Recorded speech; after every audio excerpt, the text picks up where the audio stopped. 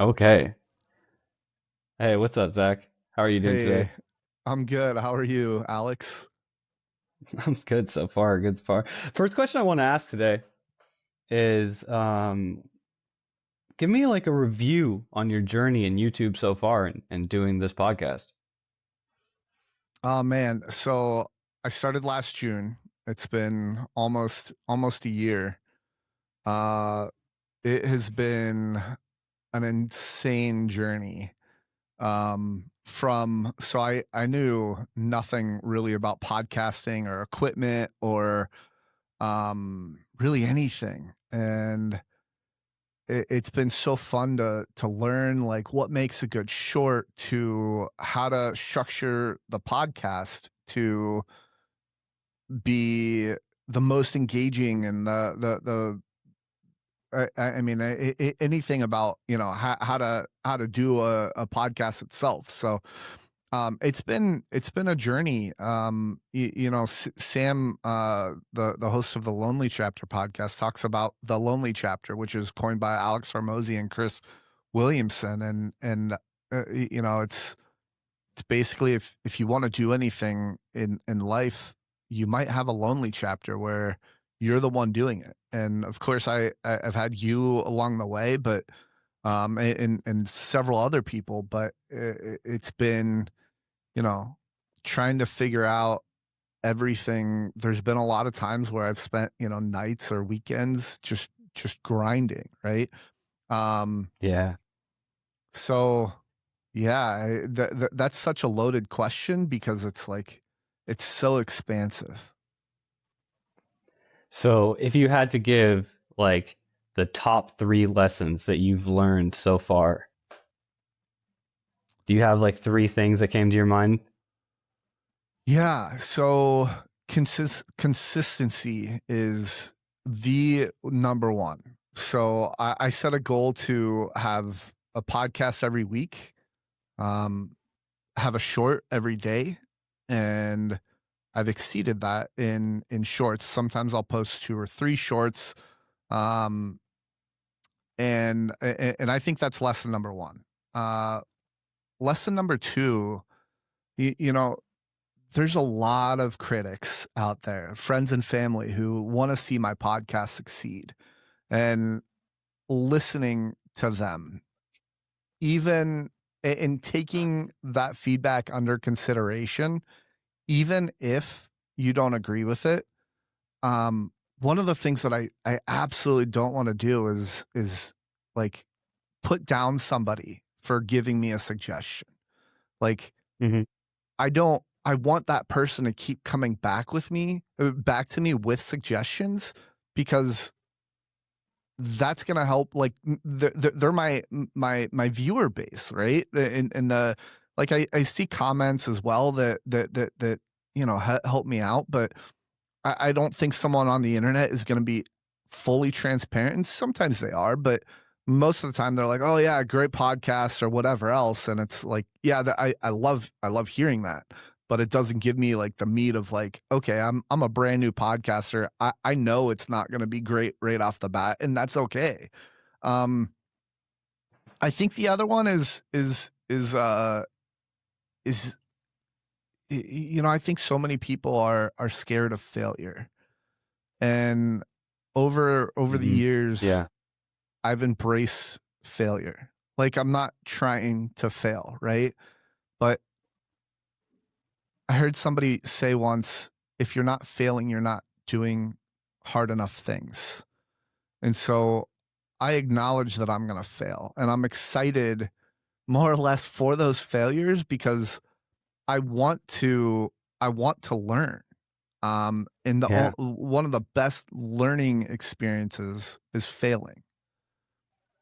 So I'd say those are the three lessons. That's a great call. Can I ask, just so viewers know, what are you doing? You're asking me questions? Yeah, well, today is a special episode. Welcome to the Rolling Forward podcast, a podcast of people who keep rolling forward no matter what life throws at them. Real people, real stories, powered by purpose, resilience, and a drive that never ends. I'm Alexander, and I have the pleasure and honor of interviewing our beloved host, Zack Sikora, aka Wheels. Spina bifida didn't stop him. It just gave him a better reason to sit down while taking over the world. And today we get to turn the tables a little bit on you and actually interview you, which I'm really excited about. Before we get started, what's today's funny shirt, Zach? So today's funny shirt is the podcast brand. Let me see if I can pull that over. It's Nice. the podcast brand rolling forward. It's for those listening, it's a guy in a wheelchair.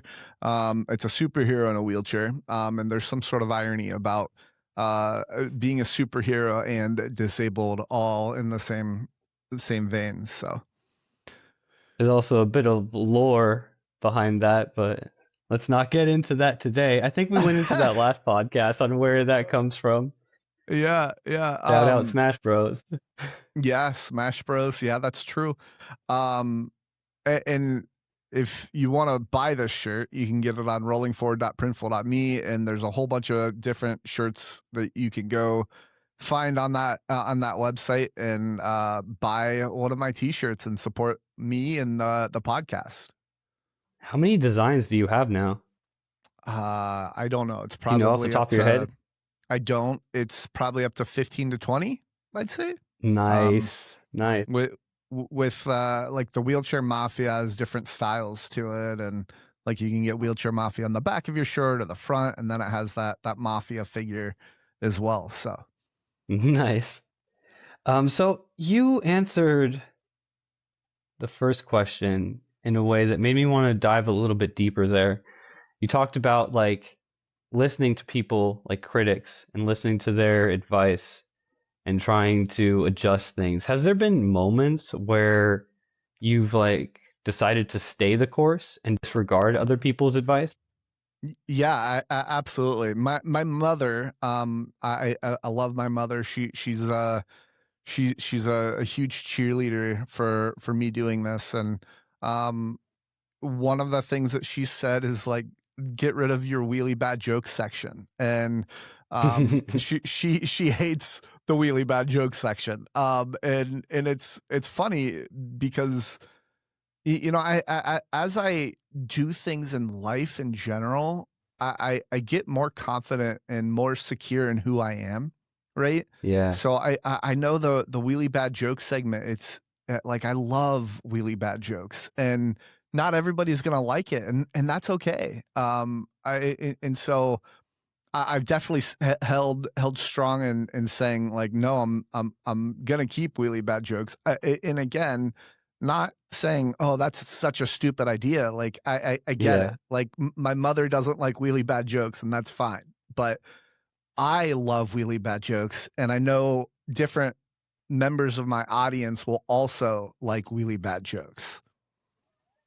Yeah, no, I love that. It's like staying true to your own self, you know? You got to keep that Yes. authenticity. Yes, exactly. So, the one question that I want to ask you though, like I asked you how you are, but like how are you really with everything that's going on in life right now? Yeah. So I I was bench pressing several like a while ago, like a month or so ago, let's say. I was bench pressing and I got lightheaded. And so I stopped, got up, got some water. The lightheadedness didn't really go away. And so I went back at it thinking, oh, it's died down. It's probably nothing. And I went back at it. Felt like I was gonna faint, so I stopped again and got up, and that feeling never went away. The next day, I was driving on the highway, and the symptoms that I had just got exponentially, like exponentially worse. I thought I was gonna pass out. My left arm got numb, which is, I don't know, maybe I had my arm funny and might not be related. And I pulled over to the side of the highway and thought I was gonna faint. thought about calling the ambulance, and I was like, no, that like maybe I'm over exaggerating. I don't know. You always think about the worst case scenario in situations like that. Yeah. So I waited on the side of the highway for a little bit, and I decided that I was going to drive to the ER.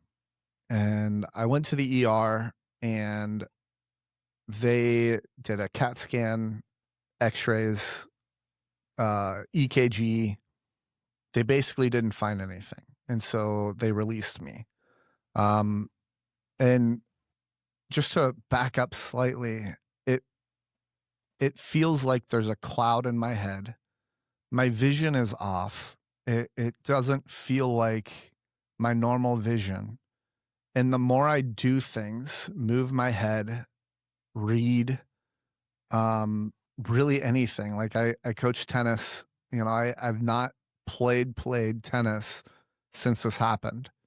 And that feeling hasn't gone away. And I think it's getting better, but it ebbs and flows. And so it's really hard Yeah. to tell. Right now, symptoms are low. It's great because podcasting doesn't seem to really exacerbate the symptoms a whole lot because I'm not reading, I'm not moving my head, and so you know I've tried physical therapy and I'm pursuing other paths as well. They think it might be vertigo.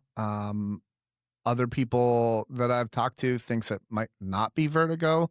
It does seem to be inner ear related because it's really when I move my head, like if I Mm-hmm. shake my head no, that's when the symptoms get really bad. And so it's been debilitating. I've spent a lot of times in a dark room. I normally, when I go out in public, I've been wearing sunglasses. And you know what? One of the reasons why I'm doing this is because you know if this is going to be sticking with me longer term, which it has, it's longer term, but even longer. I want to get back to a sense of normalcy and start Mm-hmm. doing things and if I can push through. So Keep rolling forward. yeah, keep rolling forward. That's it. Um, and so it's been rough, but you know what? One thing that I've been trying to stay consistent at is keeping this podcast going, and you know, I have a full time job, and we're getting into our we're there's busy times and there's not, and so yeah, just trying to survive essentially. So Would you say the uncertainty is one of the hardest parts about this? That no one really can say what's going on? um, uncertainty, yes. It's more like I just I want to take a pill and get rid of this, right? Or if I want Yeah. to like do a workout and get rid of this or whatever. And it's it's the uncertainty of like, how long is this going to last for? That is discouraging, irritating, whatever. And one other thing that I do want to point out is I'm one of those people that really feeds off of like different people's energy. And Mm-hmm. so one thing I'm not going to do is talk, you know, like this, like kind of how I feel and like just Mm-hmm. be whatever, Debbie Downer the entire time. Like I'm going to like try to bring the same positive energy that I always do, so Yeah. as to not bring the energy in the room down, if that makes any sense. This is a question that like was asked to me about a month ago, Okay. but do you feel like sometimes you're not allowed to be weak? Or do you think it's okay for you to be like weak or down? Yeah, I think it's okay to be weak in down, maybe not weak is maybe the a bad, not the right word, but it's okay to be down, but to what end? Like I again, I don't. We all know somebody that like a coworker, friend, family member that you know that they enter a room and they just bring everything down with them. I don't want to Yeah. be that person. So it's not about being weak or purposefully down. It's more like how is my energy affecting other people? And I don't want my energy to affect people in a negative way. Yeah. Do you feel like sometimes it's performative? Yes. I mean, it kind of has to be, right? To an extent, like you're not always going to feel great. You're not always going to be in a good mood, but you don't have to bring other people down with you just because you are. Yeah. I think though it's important to also have people around you where you don't have to perform at that level. You know what I mean? Like with our friendship, we've had conversations where I've just been down and shown Mm, the weakness. And for me, that's been extremely valuable, because I think especially yes. in modern day society, like holding up that like persona and keeping that like guard up all the time and trying to be strong all the time and pushing forward all the time, like something's got to give. And if you never let it give, then sometimes you just snap and break, and then you just kind Yeah. of fall apart. Yeah. Well, I think the closest people to me have definitely seen me at my worst. Um, in this situation, and so like, yeah, I do have those people where I can just be mellow or whatever, not have to bring that high energy. But I don't think this is the place to do that. Yeah, yeah. No, I feel that. So the next question that I wanted to ask in general was struggles of staying consistent. And I feel like right now with this thing that kind of ties into there a lot. Like this is probably an exponentially more difficult time to stay consistent compared to before, right? Yeah, it definitely is. I looked at my analytics from like this month to like months prior, and like I was producing more shorts, and I generally have a pretty convenient backlog of recorded episodes, and I'm getting to the point where I don't, because I've deliberately not scheduled podcasts thinking that, oh, like I'll be out of this in a few weeks, and so I don't need to schedule it. But like I'm at the point now where again, like I have to keep moving forward despite what is happening to me. And so yeah, consistency has been is up there, and I think it's still important. Like I don't want to lose sight of this podcast and doing the podcast. I want to maintain consistency even if I'm feeling the way I do. That's important to me. I really love that, man. It's honestly inspirational when I think of like all the things that you're going through right now, added on to all the stuff you already have going on, and that you Mm. still are pushing through to stay consistent. Like for me, it's inspiring to stay more consistent with the things that I'm doing. Um, I guess then like the question is also, is there anything positive that's come out of this situation? Any perspective switch? Anything gratitude for something? Anything at all? Well, my older brother has type 1 diabetes, and a question that we'd always ask each other growing up, the whole family, was, would you rather have spina bifida or diabetes? and it's it's just been like I don't know, like a thing that we do and that we've asked, and I I've added this feeling to the mix, and this is something that I don't wish on anybody. Like I'm functional with spina bifida. I'm functional. My brother's functional with type 1 diabetes. This has been debilitating, and it's yeah. I think a gratefulness of you know, sometimes when you're at your worst, it's nice to reflect on, you know, this is only a moment, and I'm hopeful that it'll pass. I'll return back to normal, and Yeah. yeah, there's a gratitude towards not feeling like this all the time, and being like, oh, okay, Would you say this is one of like the hardest things you've gone through?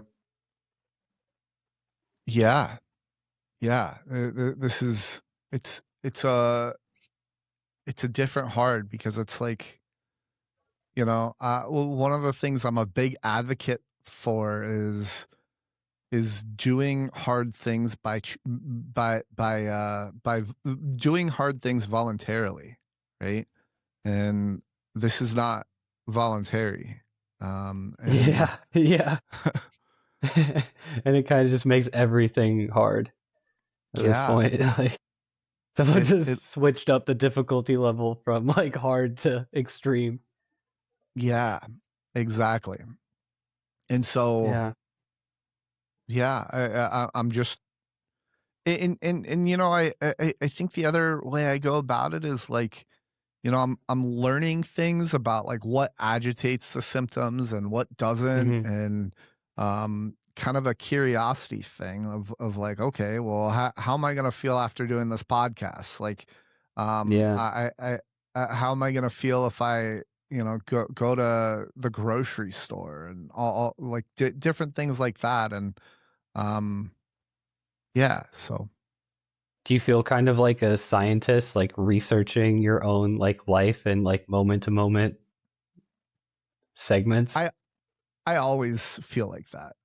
You know, Yeah. when it when it comes to like diet and exercise, or really anything, it's like I think maybe people don't put on that scientist hat, but I think everybody is trying to figure it out and be the best version of Mm, themselves, and uh, experimenting with different ways to be able to do that, and yeah.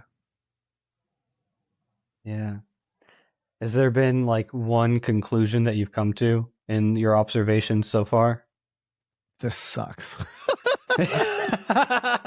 Yeah, fair. Fair. All right, let's switch up speeds a little bit. I asked you this question a while ago. You might remember it. Top 5 podcast guests, and what would you ask them if you could pick anyone in the world? Alive, right? Hmm. That's a good question. Would it change substantially if they were dead or alive? Yeah. Yeah, I think it would. Um, well, like, okay, I'll just answer the question. So top 5. I don't know that I necessarily want to put like a rank order on it, but like, you know, a couple You don't have people to who rank have them 1 to 5, but just like if you could right. choose 5 people. Right, a couple people have been very influential in my growth. Mm, Is Alex Hormozy, Jordan Peterson, especially his early work with like purpose and all that. Um, Chris Williamson has also been someone that I've really enjoyed. Elon Musk to me is like an anomaly, and I think he'd be an interesting person to talk to. Rogan, of course. I think that would be a fun one. Yeah, and then in like history, you know, I want to like I think it'd be cool to solve some of the mysteries of the world. Like, you know, there's a lot of different thoughts about how the pyramids were built and stuff like that, and like so to interview like an Egyptian pharaoh or um That's a good something along one. those lines. Yeah, and like you know, a pretty influential figure in the world is like Jesus, or like one Yeah. of his disciples, and like you know, like Would you have a preference of which apostle? no, no, not not Okay. not, not Judas, not Judas. That would be an interesting podcast, though. That Yeah, would be a wild one. yeah, yeah. Um, I'd probably go for James. yeah, yeah, right. James, okay. Uh, yeah, so there's various people like that I think would be interesting. You know, another one, um, like talking to like evil people as well in Mm, history, and getting that would to be fascinating.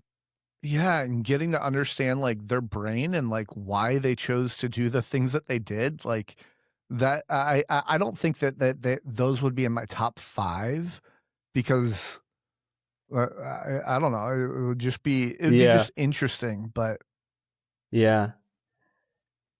I mean, with certain things like language barrier is obviously something, but in this fantasy, like imagine a box that just auto yeah. translates everything, right? Mhm. There'd be some, yeah, there'd be some interesting things just to get the perspective to see like why people do it. There's also this saying, right? That like the winner writes the history books. It's like an Yeah. old Chinese proverb. And so to hear like the other side of the story would be fascinating to see where there's discrepancies and like where, yeah. That's a Mhm. really, really fascinating take. So the five, let's say Alex Hormozy, Jordan Peterson, Chris Williamson, Elon Musk, and Joe Rogan. Do you have like a question kind of lined up that you'd ask any one of these people? So I don't even think so. I wouldn't even put that list in the top 5. Let's say those are Okay. the Just the most top people that influential. came to my head like Mhm. now. And in order to really create like a top 5, I'd want to think about that a little bit more. Um, but like a question that I would ask them. Um, no, I don't really have a set question. You know, Jordan Peterson sometimes he sometimes skirts around somebody saying, "Do you believe in God?" He goes, What do you mean by believe? What do you mean by God? What do you mean by blah blah blah blah blah?" And it's like I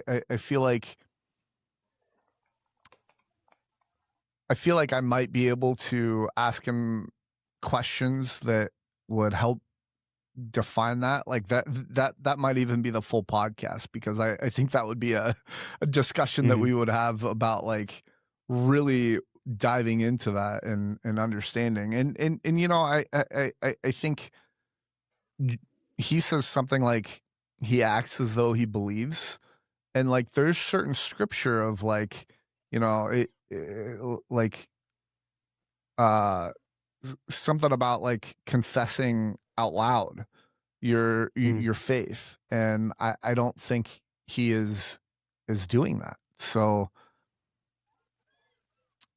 yeah, Yeah, that's a good point.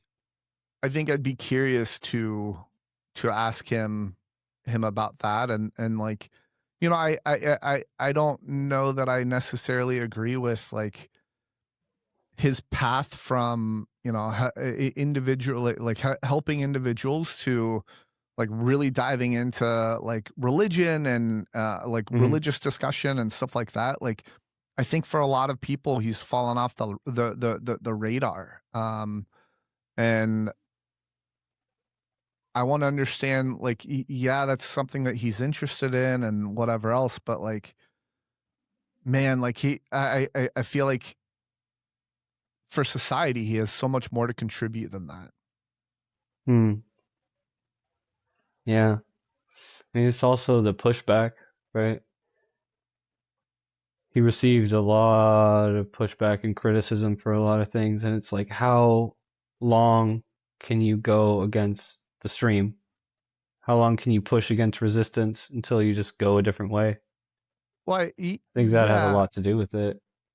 that's true. I mean, I think he's always been someone that pushes back, and that's arguably maybe why he got on the radar Yeah.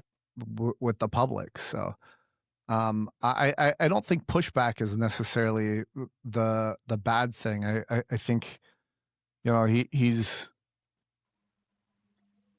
it feels to me like he's lost the focus on helping develop people. Yeah, no, I meant it more in like the pushback that he received for trying to help people, you know? Oh yeah. Mm-hmm. Yeah. And like you yeah. So I mean, I think there's going to be, no matter what you do, there's going to be people that hate and don't like Yeah. what you have to say, and they disagree and blah blah blah blah blah. But you know, that's Especially par for the nowadays. course. Yeah. Yeah, people can hide behind keyboards and just lay into things, just incite Mm-hmm. Yep. debates, we'll say. Yeah. Oh man, yeah, that's interesting. I'm gonna ask you next time again what your 5 podcast guests would be, but we'll switch it up a little bit in the sense that like when you're thinking about who to interview on your podcast, what are some of like your criterias? What makes you think like, oh, I want to have a conversation with this person? Great question. I think generally, my philosophy has been anybody and everybody, for the most part. Um, and I want to, I think everybody has a story, right? Hmm. Everybody Yeah, has something that the world needs to hear. And I want to get that out of anybody and everybody that I sit in front of and talk to. And yeah, you know, it's interesting because like I've had some guests on where I'm like, I don't know how this is gonna go, or you know, this might not be all that great, and it's pleasantly surprised me. I don't think I've ever thought this might not be that great. I probably wouldn't have that person on, um, but I've definitely had people that I didn't know, I didn't know Mm, well, and it's like I learned so much about that person, and it's, you know, I had my best friend Matt on, and and like we've known each other for over 20 years, and I learned something about him just in this podcast. Just doing the podcast, sitting down, having like structured questions, and just, you know, yeah, with those structured questions, like letting the conversation kind of take me where I want it to go. So yeah. It's the concept of Sonder, right? Like that everyone is leading as complex of a life as you are. yeah, And I feel like sometimes we don't really think about that or realize that as much. yeah, yeah, exactly.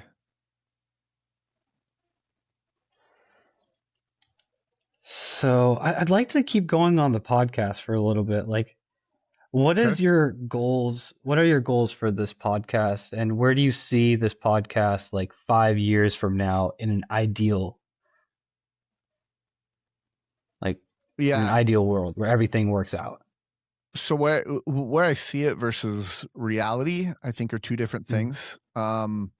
Like I would love to, you know, have 1 million followers, or And people really resonate with the message that I'm me and my guests are portraying on the podcast, I think that'd be a dream come true, especially if, I was able to get monetized and hire more of a team and all that. I think that would be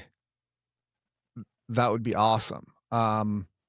Right now, the themes that I've really wanted to explore have been purpose with disability with a bit of humor. So Mm, I don't always have to, like, I don't want to be defined. I don't want the podcast to be defined as this guy is disabled and he talks just to disabled people about disability mm, stuff. I want it to yeah. be digestible so that everybody, if we are talking about disability, everybody will find it, or a lot of people will find it interesting, not just like the disabled community. Yeah. But Yeah. I think purpose for me, that this has been inspired by the people that I mentioned earlier. Is like I lacked purpose in my 20s, and Mm, the purpose that I had, it wasn't as fulfilling as what life is now. So yeah. um I think everybody can relate to purpose. I think more and more people, especially with like the internet and stuff like that, it's so easy to just waste your time. And like Yeah. what are we doing on this earth? How are we impacting as many people as possible? And that's kind of my goal, is like I want to impact people's lives in a positive way, as many people as I possibly can. And I think that's probably the number one goal, is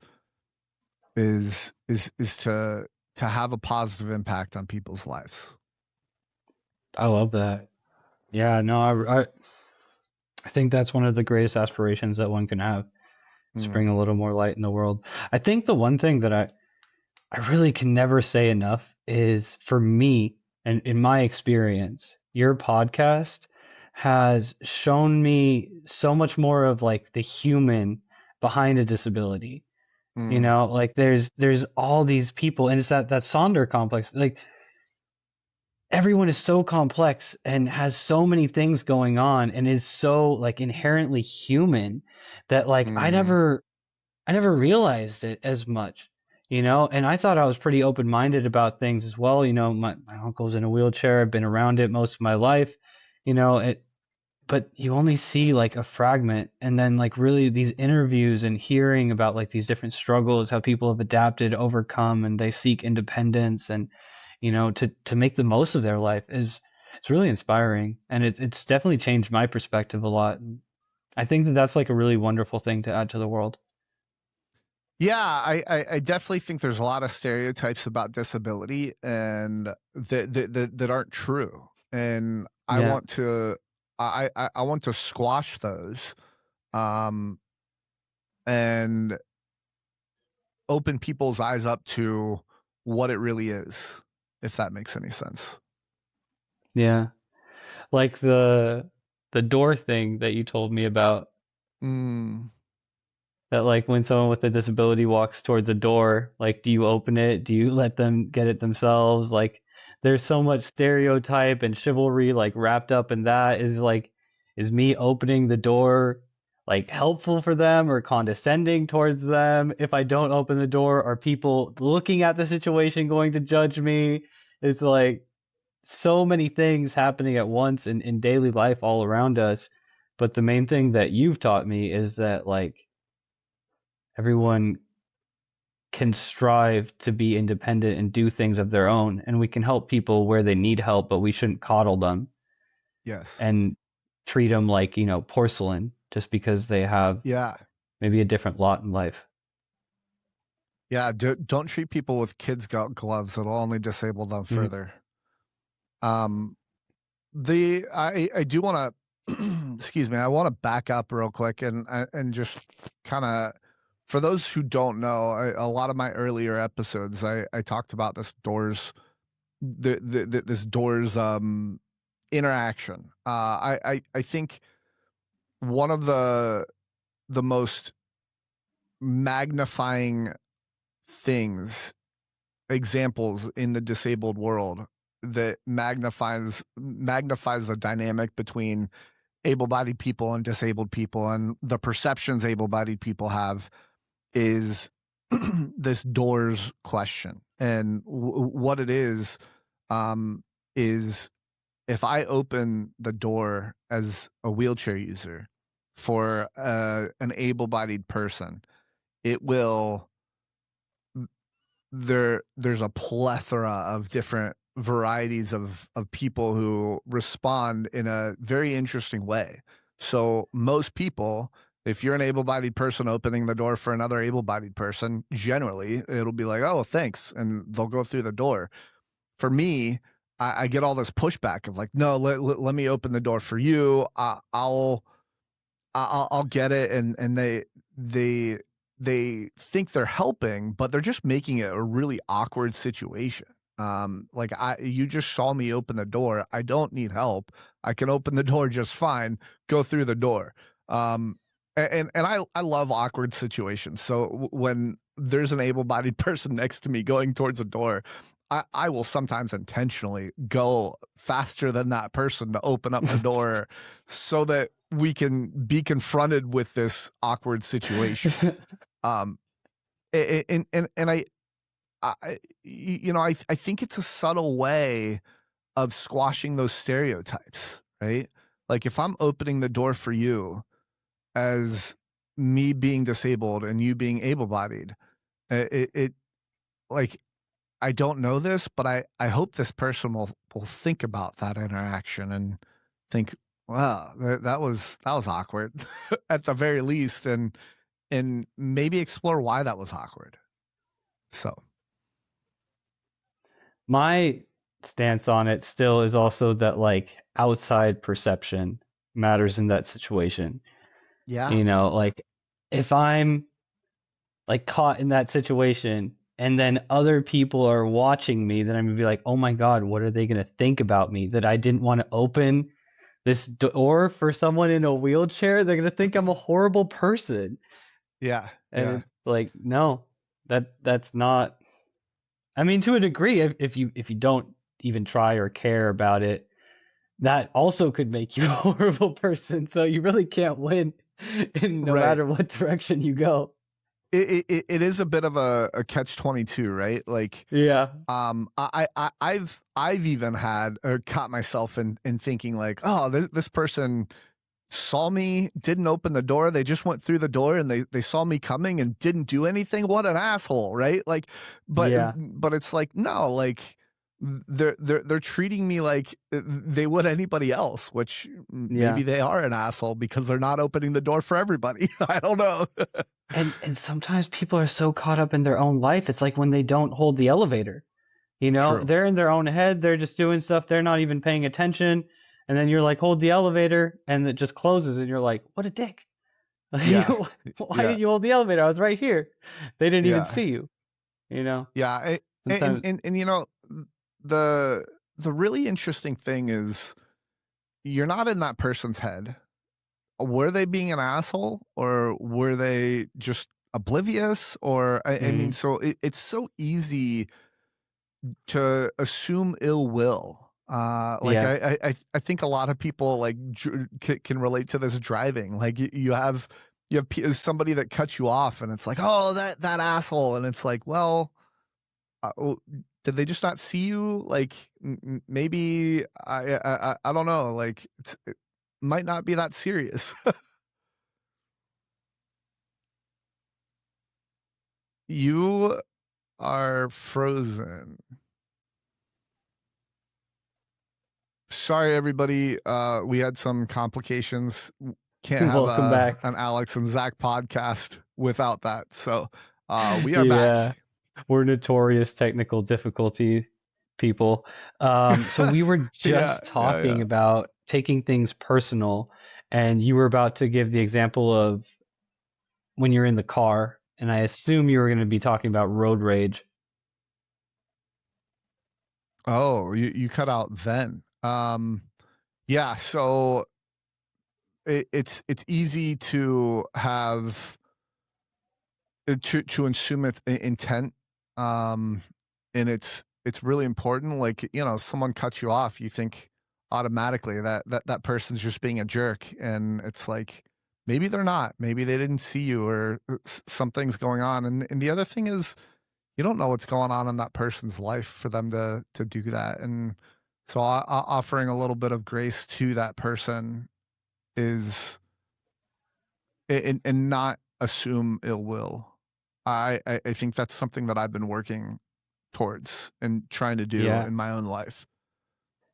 I think that also that ties in really well to not just like this podcast, but the Rolling Forward podcast in general, as I've seen a trend of you trying to create a safe space for discussion and let Yes. people unfold.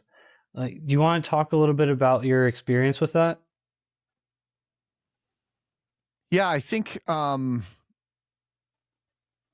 we talked about the word curiosity, and I think that's the general approach that I want to go with is just being a curious person towards my guest.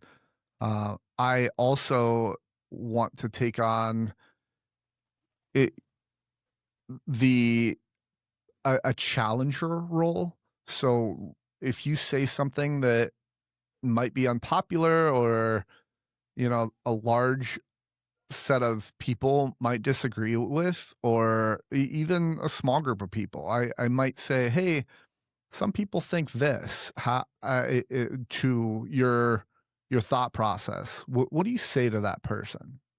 And Mm, so I've been kind of going with like an exploratory, and obviously there's views that I have, that I uh, have talked about on the podcast, that I'm okay going toe to toe with somebody on. So mm. that's kind of the thought process there. Do you find it hard to keep those two things in check, to be curious but also stand up for what you believe in? No, actually, it's interesting. Well, in some areas, yes, some areas, no. The the things that I'm not afraid to challenge somebody, and if I challenge somebody, I'm not going to be like, "Well, your idea is stupid," right? Like Mm, that's just not what I'm going to do. I'm going to challenge based on not ad hominems. I'm going to base it on the argument itself, and argue the point in the most logical way and see if we can find common ground. And mm, the goal isn't necessarily that myself and the guest find common ground. It's up to the viewer to decide. And yeah. as long as we're having a good faith discussion about it, the viewer can come to their own conclusion on whatever the discussion topic is. I like that. What's the view or the opinion that surprised you the most in the podcasts you've done so far? Hmm. Um, the opinion or view that surprised me the most. I don't know. I'd have to think about that one. I don't know that really any opinion has surprised me. Let's say nobody's come on and said something like super racist or like just condescending to disabled people. Let's say, or whatever else. So, um, you know, the one that I've had the most discussions on is that I'm super passionate about is words, Mm, and and how I think we live in a society where we're teaching people to be sensitive to certain words and be offended by them, and I think that's the wrong message. Mm-hmm. I think the message is going back to my childhood of sticks and stones may hurt or may break Break my bones, bones. but words will never hurt me. Yeah.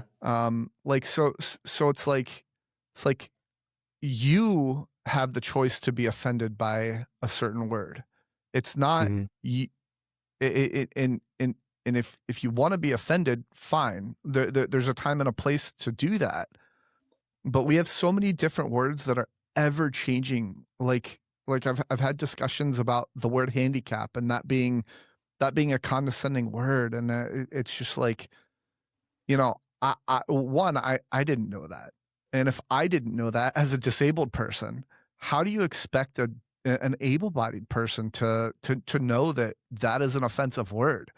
And if I were an able-bodied person, knowing that I might step on a landmine talking to a disabled person, I'm just Mm-hmm. not going to approach that disabled person. I'm not going to have that conversation because I don't want to feel uncomfortable. I don't want to step on that landmine. And it comes Yeah. from a place of maybe fear, but it also comes from a place of like trying to be as kind as possible to all humans. And if you don't know how to be kind to a human by dancing around certain words, then it's a moot point. Um, I have to bring out my phone real quick because there's an awesome quote that I just saw from Alex Hormozy that just like really exemplifies my point here. And I wrote it down because I want to have this discussion with other people. Is um Alex Hormozy just posted. He says, "What offends you controls you," Mm. and it's like, yes, Yeah.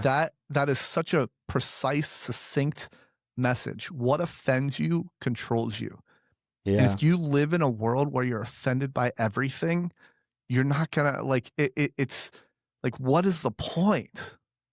Yeah. That's also over the last couple months for me. Um, I had to learn the lesson that my suffering doesn't hurt other people. You know, that Mm, like I was resentful towards people for things that had happened, and I thought that me suffering from that resentment was going to hurt them in turn. And it's like punching yourself in the face mm, and being like, oh, this black guy's really going to hurt them. Like they're going to really feel this punch to my jaw, you know? And there's something so backwards about that because most people that like offend you or that do something that hurts you, they move on with their life and you hold on to that pain and you're the one suffering from it. You're the one that's like offended or yeah, resentful towards it and you're holding on to it thinking that like, yeah, this is going to hurt them a lot. Like, look how bad I suffer. They're going to feel so horrible about how badly I'm suffering. And it's like they might not even have noticed what they did, you know? It's that oblivious nature and like yeah. taking things personal. Yeah. Yeah, So, I wanna push back on that just slightly, mhm. because I I think in those moments, we aren't living up to our full potential, Yeah. right? And so I think it's kinda like a waterfall, is if you aren't living up to your potential, it does hurt other people. Maybe not directly, but indirectly, right? And maybe sometimes directly, but it's a human behavior. It's a human emotion to have highs and lows, and Yeah. accepting those lows and being like, this is a low, and I'm struggling right now, and it might be impacting others, but like this is just a moment, and I'm gonna get through this. And the people that it hurts from my experience over the last couple months was not the aggressors, it's the loved ones. Right? When I ended up Yes, isolating and just absolutely. shutting down, like all the people that cared about me were worried and, were sometimes a little bit terrified of like, where is he? Is he even still alive? Has he checked out? Is he doing well? And it's like the people that hurt me, they were fine. They were moving on with their life, Yeah. and there was no difference. But like the people that cared about me, they were really worried and were hurting by my suffering. And so it's you're not hurting 100%. the aggressor, you're hurting your loved ones in that moment. And Yep. yeah, that's when the question Absolutely. was asked to me is like, do you think it's okay for you to show weakness, or be weak? And I answered that question in a heartbeat with not really. And that made me like think for a while, like how deeply ingrained was this idea of like I have to be strong, I have to push forward, I can't show any weakness, like that when I felt weak, I felt like almost worthless, and in that moment for me, it was like call me in 3 months or like love me in 3 months or be my friend in 3 months, then I'll have like something to offer again. But right now, like I have nothing to Yeah. offer, and so, like, just ignore me while I just isolate and Mm, suffer and go through this because I don't want to burden you with all of my stuff that's going on. And I had to mm, learn to let people in, in those moments because there's a lot of people that are like, hey, like, let me help you carry that cross. Like, you don't have to mm-hmm. do this by yourself. And and we've talked about this in off stream conversations, but like unconditional love is something that is so hard for me to understand. Because in my life, and this was something I wanted to talk about in general, was like love and like difference between romantic, platonic, and familial love. But like love in my life has pretty much always been conditional and temporary. So like if the Mm, conditions were fulfilled, it was there. If they were not fulfilled, then it would disappear. Especially with like girlfriends, like I mm, had to be a certain way, do a certain thing, and then it would work. So the idea of people just being like, "Oh, like I love you and I support you and you don't have to do anything for that." I was like, "Where's the catch? Like where is the trick here? Like I don't trust it." mm. Yeah. Unconditional love is an interesting concept because I in a way, I think e- every single person, I don't know that it exists. Like, for example, like, I I think somebody cares about you because of w- the interactions that you bring to them, right? And Mm, if you're in a funk, they want to reach out to you because yeah, they do care, but they want the Alex back that gave them so much joy or happiness or whatever else they brought you, right? hmm. And so they don't want to see that go away in Yeah. a way. So I don't know. It is. I've also heard the argument of, like, for example, leaders. I forget what the statistic is, but like there's a certain percentage of selfless to selfish that the best leaders are. Like, nobody is 100% selfless. Mm, And if you think about it, like, I think I've talked about this before, but it's like, if you want if you want to be completely selfless, then you should give every single meal that you've ever had to a homeless person, right? And just not eat, right? And obviously that's not the right way to go. yeah, because You're it's gonna not die sustainable, right? eventually. It's yeah, you're gonna die eventually. So you need to eat a meal, and Yeah. you can't give every single one of your meals away to a homeless person to help them out. Like, and then diving into that deeper is like, if you did that and you did pass away, is that a net positive to the world and to society and to what you bring to the table? And I would argue no. Yeah. Because you can't pour from an empty cup. So you got to make sure that your cup is also filled so that you can pour anything from it. Oh, I love that. You can't pour from an empty cup. That's gold. Yeah. That's so true. Yeah. And the lesson that I learned And, is and, though, and like, so sorry, I was just gonna say go to the ahead. cup thing to expand on it a little bit. Sometimes things in life happen and it's like a puncture at the bottom of the cup. And you try to fill your cup, but everything's just pouring out, sometimes slowly, sometimes quickly, and you're just constantly empty. You're just constantly empty. Yeah. And it's Yeah. you gotta fix the container, you gotta work on foundational things and see like where is that hole and like what is like leading to it. And it's happened in different ways in my life, but like when the cup's empty, like how am I supposed to give anything? you know? And Mm. when you have nothing to give and people are still there, that's the closest to like unconditional love that I've found. But there is merit to what you say in the sense that like that's also based off interactions and relations that have grown over a period that person, is like, well, I want you to come back to how you were, how you made me feel, what happened before. Yeah. I also want to just correct maybe one misnomer you said is you said I have when that cup is empty and I have nothing to give.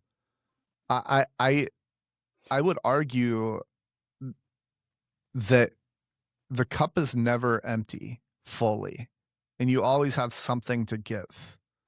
Now, it might feel like you don't have anything to give, Mm. but I don't think that's a true statement. I have nothing to give. That's an interesting point too, because when the cup felt completely empty, there were moments where, like there's still little things I was able to do. And I think Yeah, in those moments, like my true character was tested and maybe shined through a little bit more profoundly in my eyes than before. Because when things are easy, it's easier to be good and do things and help and stuff. But when things are hard and you still go out of your way to help someone else, like I think you learn a lot about yourself. that's such an interesting point. I mean, because I've certainly throughout this head thing that I've been experiencing, like I certainly felt like I have nothing to give. Hmm. Um, yeah, yeah. I mean, I think we've all been through that, and it's like I think it's an adjustment, right? Like Yeah. maybe in the moment you don't feel like you have. Maybe in the moment you feel like you have nothing to give, but as Jordan Peterson says, you have no idea what you're capable of. Yeah. You're such a positive person and you're like one of the most optimistic people that I know. Have you ever struggled with depression? Yes, absolutely. Um, yeah, I think one of the biggest changes with that is I I want to say this word, but it's not quite this word. It's responsibility. So taking on as much as you possibly can in life and staying true to myself. So another Jordan Peterson ism is tell the truth or at least don't lie.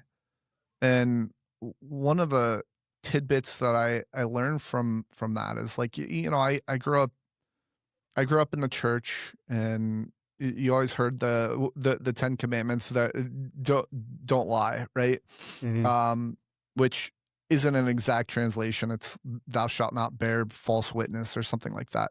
Um and I always thought it was don't lie to others, right? And Mm.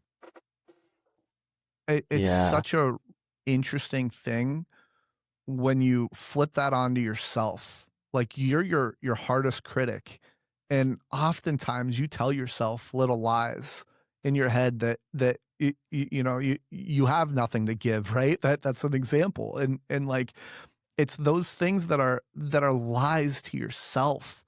And like, I view it, and I was challenged on this by Jenny in another podcast of like, if I commit to myself that I'm going to get up at 6 o'clock every morning and I don't do it, am I lying to myself? And I think to an extent I am. And if you're not lying to yourself, you're breaking a It's promise you made to yourself. right. Which, I mean, breaking a promise, lying, like, they seem synonymous almost, Yeah, they're like, at least cousins. yeah, exactly. And so, I think I hit that depression because, one, I didn't know my limitations well enough to know that Yeah, if I did commit to something, if I did commit to something, that commitment, I could follow through with it, or that's within my capabilities of being able to do that. Like, I in my 20s, I like to go out and have fun and party, and I thought that I was strong enough, let's say, to go out and party till 3 o'clock in the morning and get up for school the next day at 8 a.m. And it's like, well, that's just not reasonable. Like, you gotta, yeah, like, you might be a strong person, but like, you gotta work within the frame of like, what's going to make you perform the absolute best? And yeah, is it going out and partying until 3 o'clock in the morning and thinking that working on like little sleep hungover, that's going to bring out your best self? And the answer is no. And so like, having those expectations of like, oh, I can do it. I should be able to do it, and powering through versus like realizing like, hey, no, like, you're not bringing out your best self by doing this. And you're able to commit to things a lot better when you don't do that. yeah, And so I think staying true to myself in that, like, I've said this too, but like, I've had, I used to hate scheduling things, like scheduling things that were far out, because I didn't want to commit to it because I didn't trust myself enough to be able to follow through on that commitment. And now, like, I've shown my mom my calendar, and she goes, "Who are you?" Right? Because it's booked. Um, and so it's just like a cool thing, and it's like, you know, every time that you fail yourself, well, especially when it's, I I don't know, like, we talk about failure and learning, right? And like, I was failing the same way over and over and over and not learning. And yeah, so if you can learn from your failures, great. And it's okay. Like, if you set a goal to get up at 6 o'clock in the morning every single day and go work out, and you miss a day, like, learning how to forgive yourself is another thing. Like, if you forgive yourself every single day and you miss every single day, like, there's a problem. You need to figure it out. But it's okay to do that every so often. But like, my confidence in, honestly, my mental health has come from following through on my commitments, the commitments that I've made to myself, and doing that. So,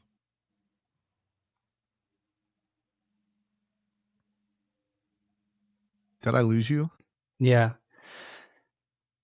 The thing that I struggle with a lot, and I don't know if you can relate to this, saying no to things and saying no to things that you want Mm, to do, but just because, like, I loaded my plate so high, like you said, I tried to do as many things as possible, and there's all these responsibilities, and I wasn't able to follow through. And then a sense of failure came in. Like, I yeah. wasn't showing up for everything and everyone that I wanted to. And it came from the lack of an ability to say no sometimes. Yeah. Yeah, Maybe also a that's desire to people please. yeah. Well, I'm definitely one of those people that wants to do anything and everything, and sometimes I fill my plate too much, and something does fall off. And it's understanding, like I heard Chris Williamson say, like, and who was he talking to? Diary of a CEO.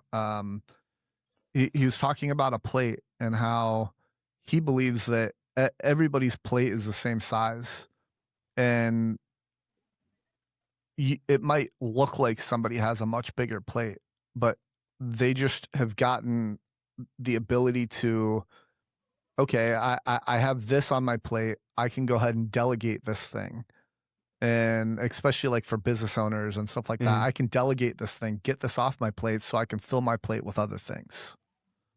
So that's an interesting concept. Like, yeah, you can get more efficient and be better with your time and whatever else, but um generally speaking, he was just talking about everybody's plate being the same size, and you can certainly move things around on your plate to make space to be more efficient. But yeah, so I think that's a general thought process there. yeah. And I mean, like something's got to give, like we have to sacrifice something.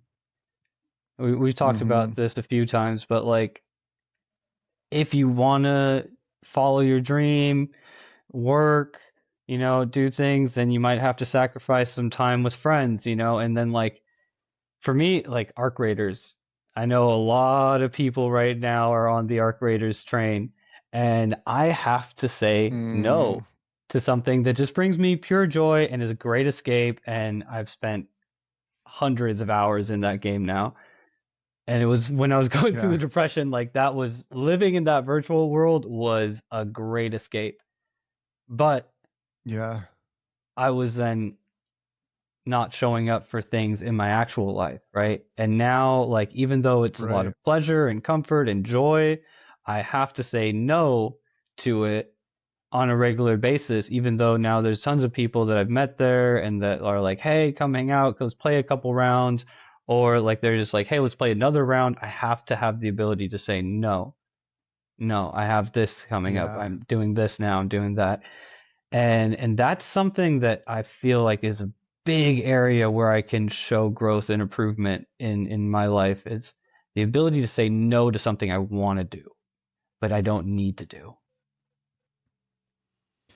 Yeah, it's the old adage of sacrifice. You need to sacrifice the good for the great.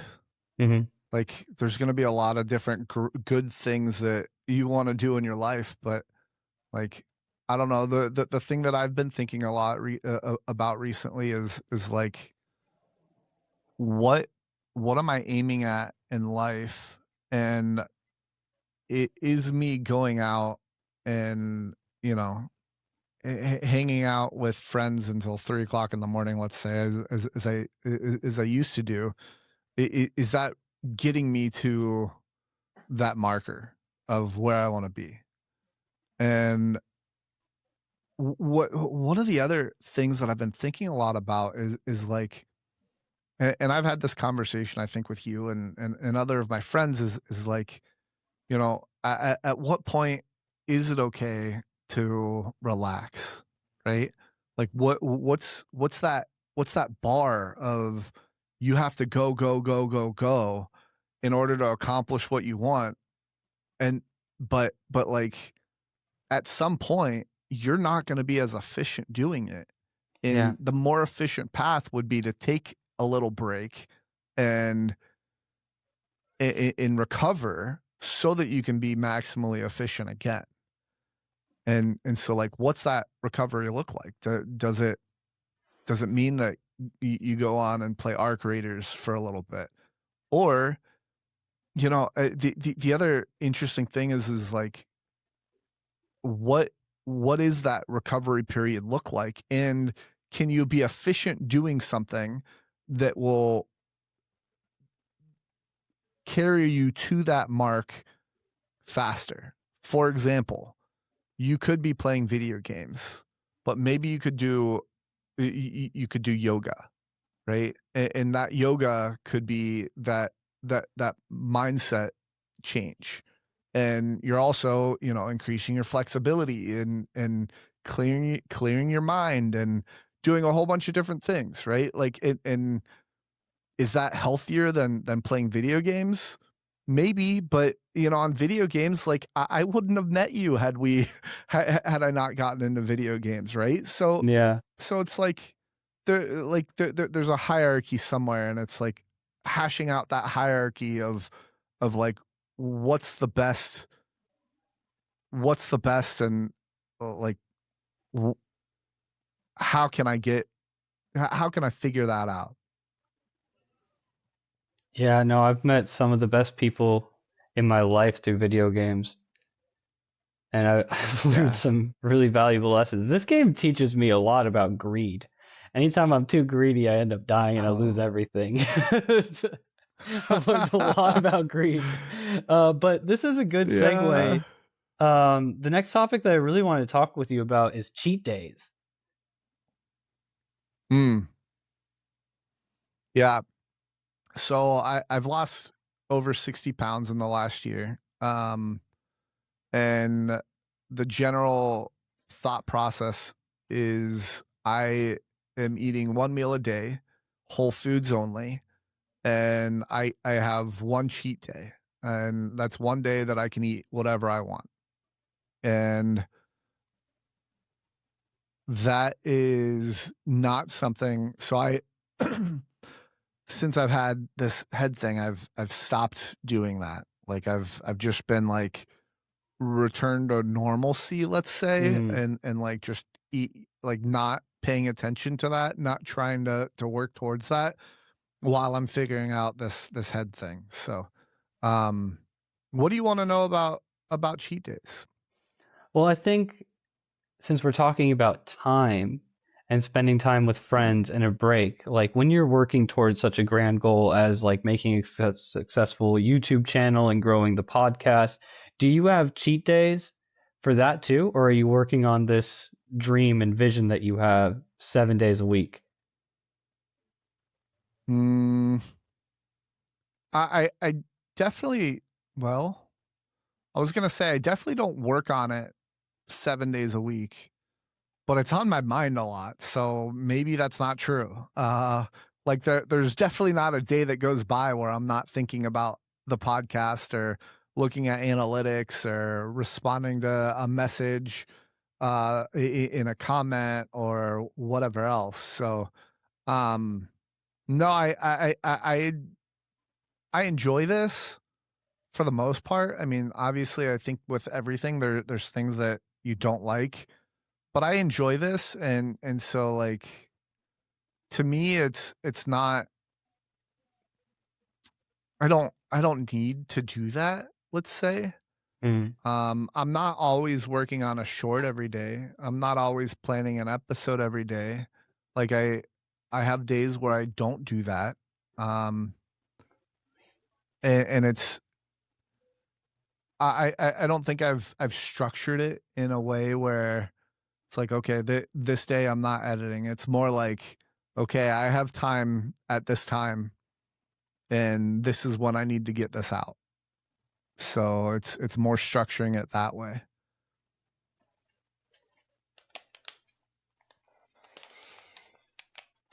Do you ever feel like if you just unplug completely for a day that you'll have a new perspective, or do you feel like you need to keep that consistency up to keep the ball rolling forward? Well, there's one, I've not tried that. That might be a good strategy just to see. I've not thought about doing that. Um, but if I want to create shorts and make sure that I'm doing one at least one a day, I can pick a day where I put a whole bunch of or create a whole bunch of shorts and then schedule them. So um, that's that's doable. Yeah, I as far as like just shutting down, I'm sure there's value in that, but I've not done that. When's the last time you've really just done something for the pleasure of it, for the joy, without like setting some kind? Because you've been pushing pretty hard towards like a lot of goals and ambitions for the past like months. Has there been anything recently that you've just done for the fun of it? Yeah, yeah, yes and no. Like I think if you talk to me like before this head thing, I might have a different answer, but like the amount of like TV shows that I've watched in this because keeping my head still and not doing anything and like it's interesting because I have the brightness on my TV all the way down and I'm in a dark room and like I'm watching something on the TV and that doesn't agitate my symptoms, so it's like the amount of times that I've spent doing that is I've probably watched more TV in the last let's say month than I have in the last 2 years, um, Yeah. combined. So, uh, as far as that goes, I I think an interesting balance that I've explored is like, hanging out with my friends and doing things like that. But, I had Jake Counts on my show, and one of the things that he said was, "My friends are the people that I work with." And I thought that was an interesting concept because he has a wife and kid and all that, and like, he wants to spend as much time as he can with his wife and kid. And so like he doesn't really go out a whole lot. And I kind of I really like that philosophy because like, if I'm working towards something with my friends, like I've been training MMA and Mm. working out then, and like I haven't done that since this head thing, but like, that we I've created new friends and bonds, and we're all working towards something together. So it's a different dynamic than going out and into the bar and like having quote unquote fun. Like, Yeah. so it's I've changed my perspective on that, I think. I can relate to that a lot. And oddly enough, when I had the skull basal fracture, that period of time where I also spent in a dark room, just TV on low brightness, I think I watched more television than ever before in my life and ever after.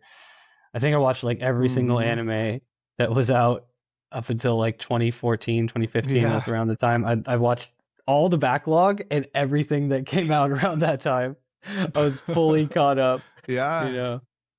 Yeah. Yeah. Do you ever Yeah, just do you ever find it hard to go just ahead. kind of sit and just exist? Like meditation for me is so hard because that's like the hardest problem for me personally is just existing. My mind is so restless. I'm always thinking about all these different things, all this different stuff going on, and like I desire a certain minimum of stimulation that like I want to consume Mhm. content just to sedate that part of my brain, right?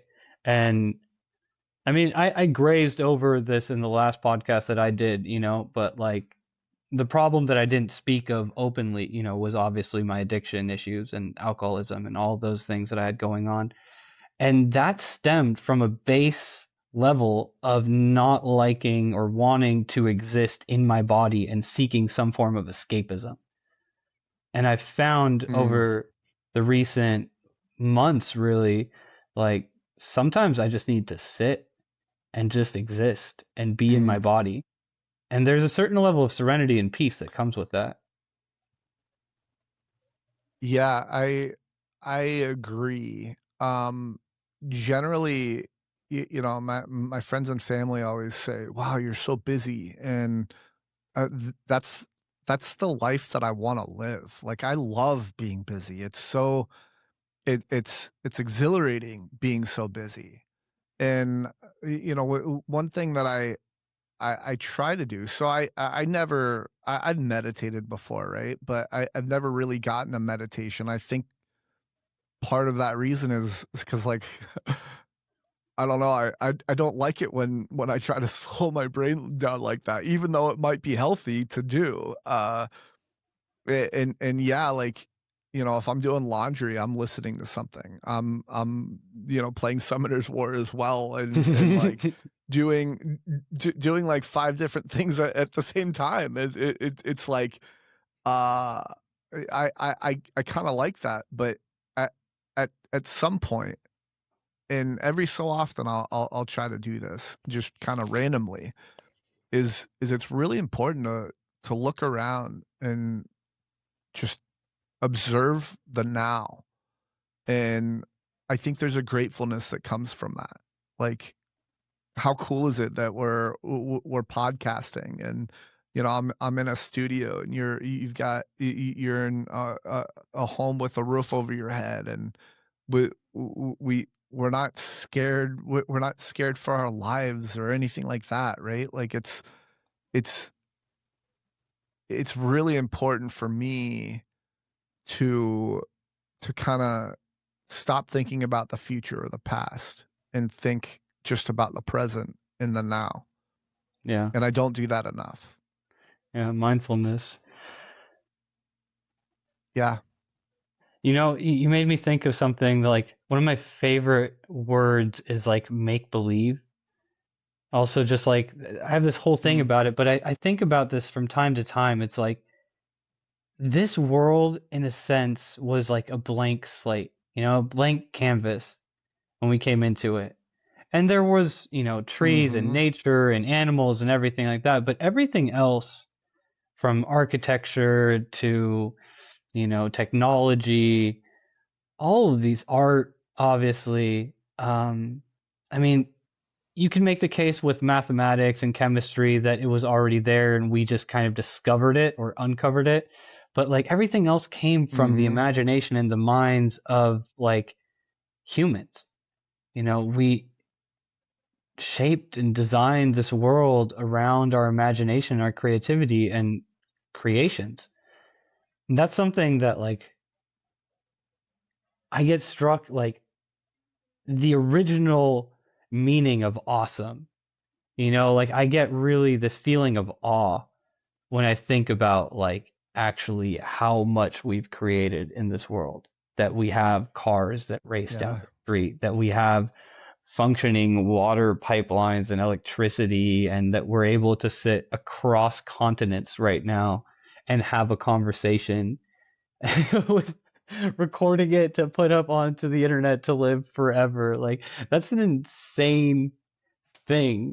Like that's insane when Yeah. you stop and think about it for a Yeah. second. Yeah, and then to expand on that, you think about, I mean, you've seen those YouTube shorts where they start off with showing you an ant, and then they zoom out, and they zoom out into just the world, and then the solar system, and then the galaxy, and like how crazy small we are Yeah, compared to the world is like, whoa. yeah. And you can do that like vertically and like horizontally, right? If like vertically is like space and Mm, horizontally is like time, mm-hmm. like you zoom into our moment in Yeah. life and then you zoom out into like the past and the future, like we're like just specks in the grand scheme of things. Uh, But the domino yeah, effect of our choices and the impact of our life, like think of like Nikola Tesla, the fact that we have like radio waves, the yeah, fact that we have light, like the what is it? AC current? It's alternate current that we have right now. It used to be direct current, DC, right? And then like yeah. Tesla DC's designed. battery. Well, there's also the AC and DC currents of like the electricity itself. I think there was that whole thing with was it Edison? There's like the Yeah, whole thing with the factory. AC is anything that is in your house or plugged into the wall. DC is anything battery oriented. Okay. Yeah, but like all of this was made through like the invention of different humans, right? Like, and Yeah, they're yeah, long gone, but they've already shaped our world in ways that we might never even really fully understand. yeah, yeah. It's kind of crazy. Yeah.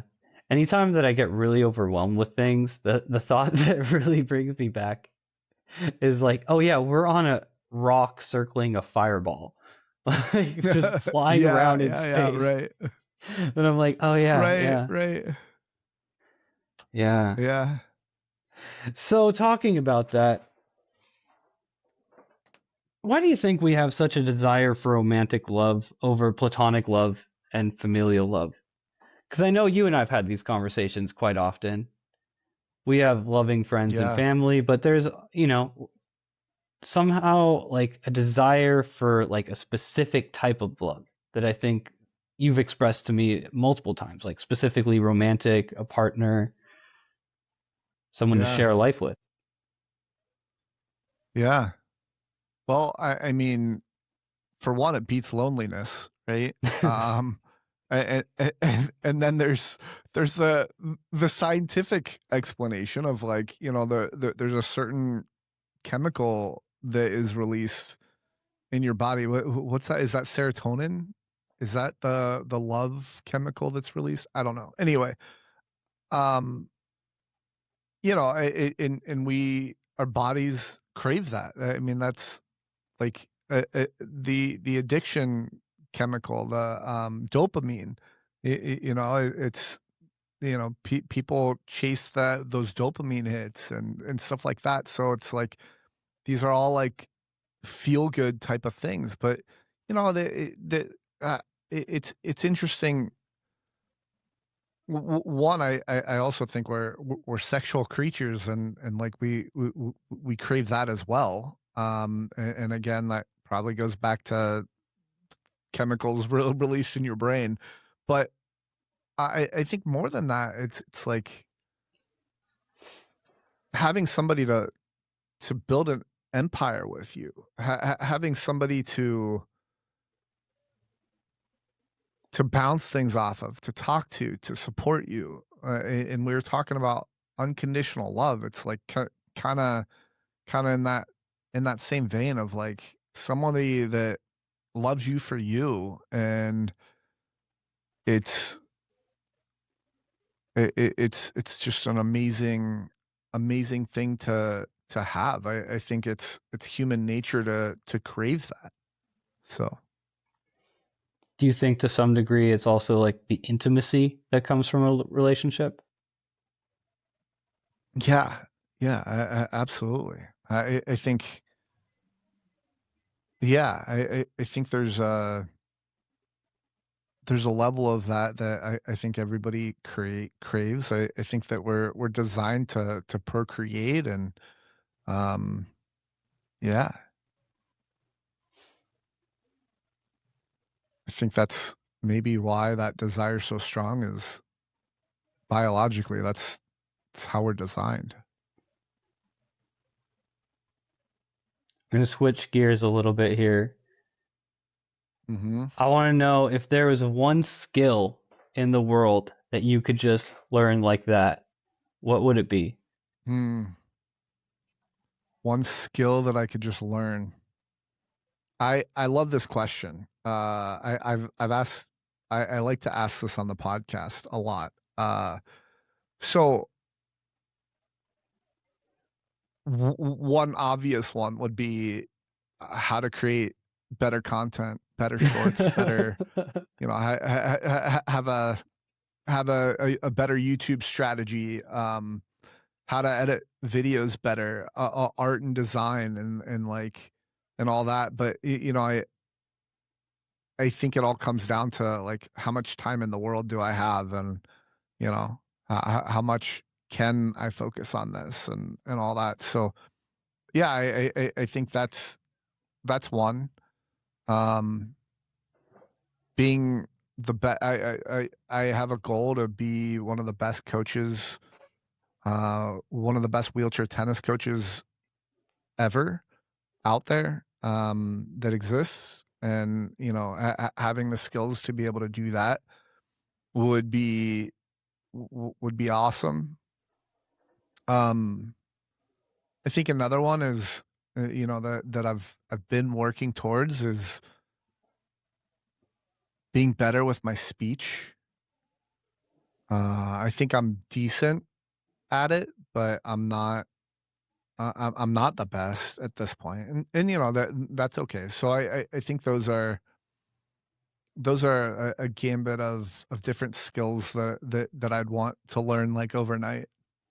You know what I find fascinating about that is the skills that you What's that? kind of like have in your mind and that you would choose are all things that you to some degree have already, and you just kind of want to enhance that to like the maximum.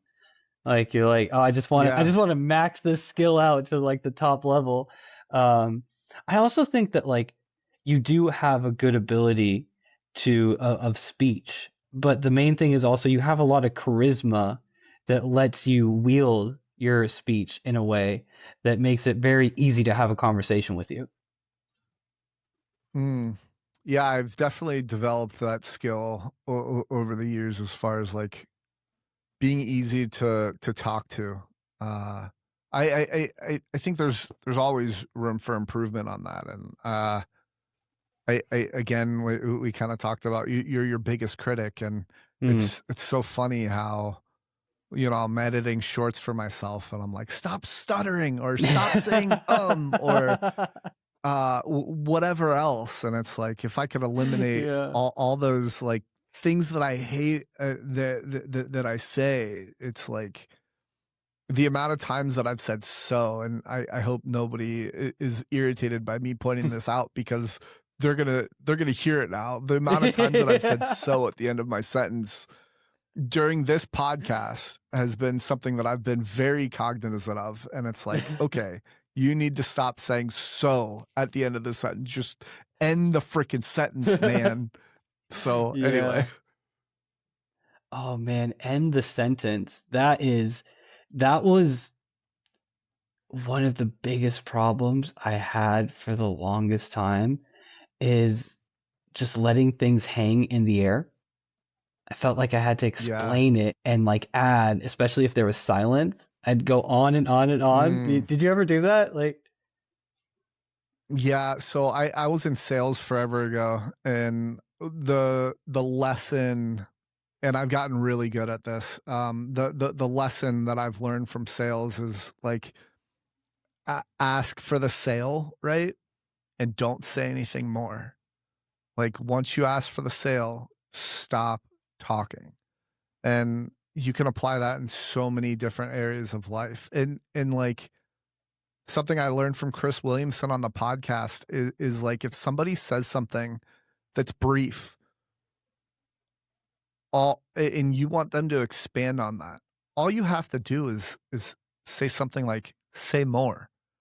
And then they start talking, and expanding on that. And like those two words, and you just shut up after that. Like you don't have to say anything. You're just curious about that statement. And you want them to expand on that. Say more. And that's it's such a profound. It's there's such easy words, but it's such a profound thing for someone who you want to open up for them to do. have you seen in any way, shape, or form the practice that you get from this podcast bleed into the way you have conversations in a daily life setting? Hmm. Um.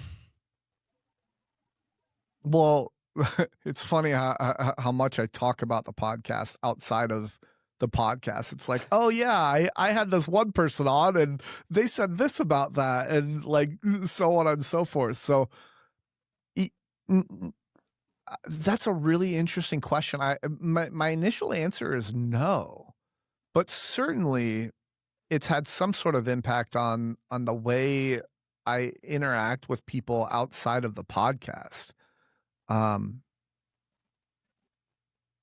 You know, I think over the years, just with listening to people on podcasts and stuff like that, I've gotten more articulate just because I hear somebody's points or how they set their argument, how they frame their argument, and I'm able to do that better as far as like what my point is and whatever it is that I'm saying. It doesn't have to be like a disagreement or anything, but I'm able to frame that in a better way. And I think the podcast is just doing that, is helping me practice how to do that and being precise with my speech with exactly what I want to say.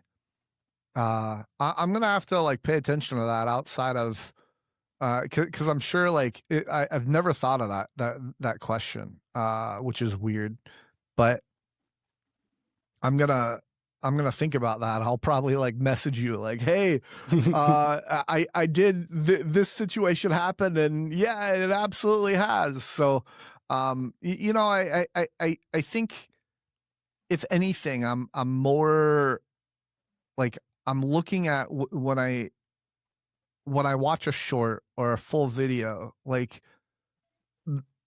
being a creator myself, I'm more cognizant about what that video is and observing like, why does this video work, or why didn't it work, or why don't I like it, or whatever else. So has that led you to have like a different appreciation for content in general?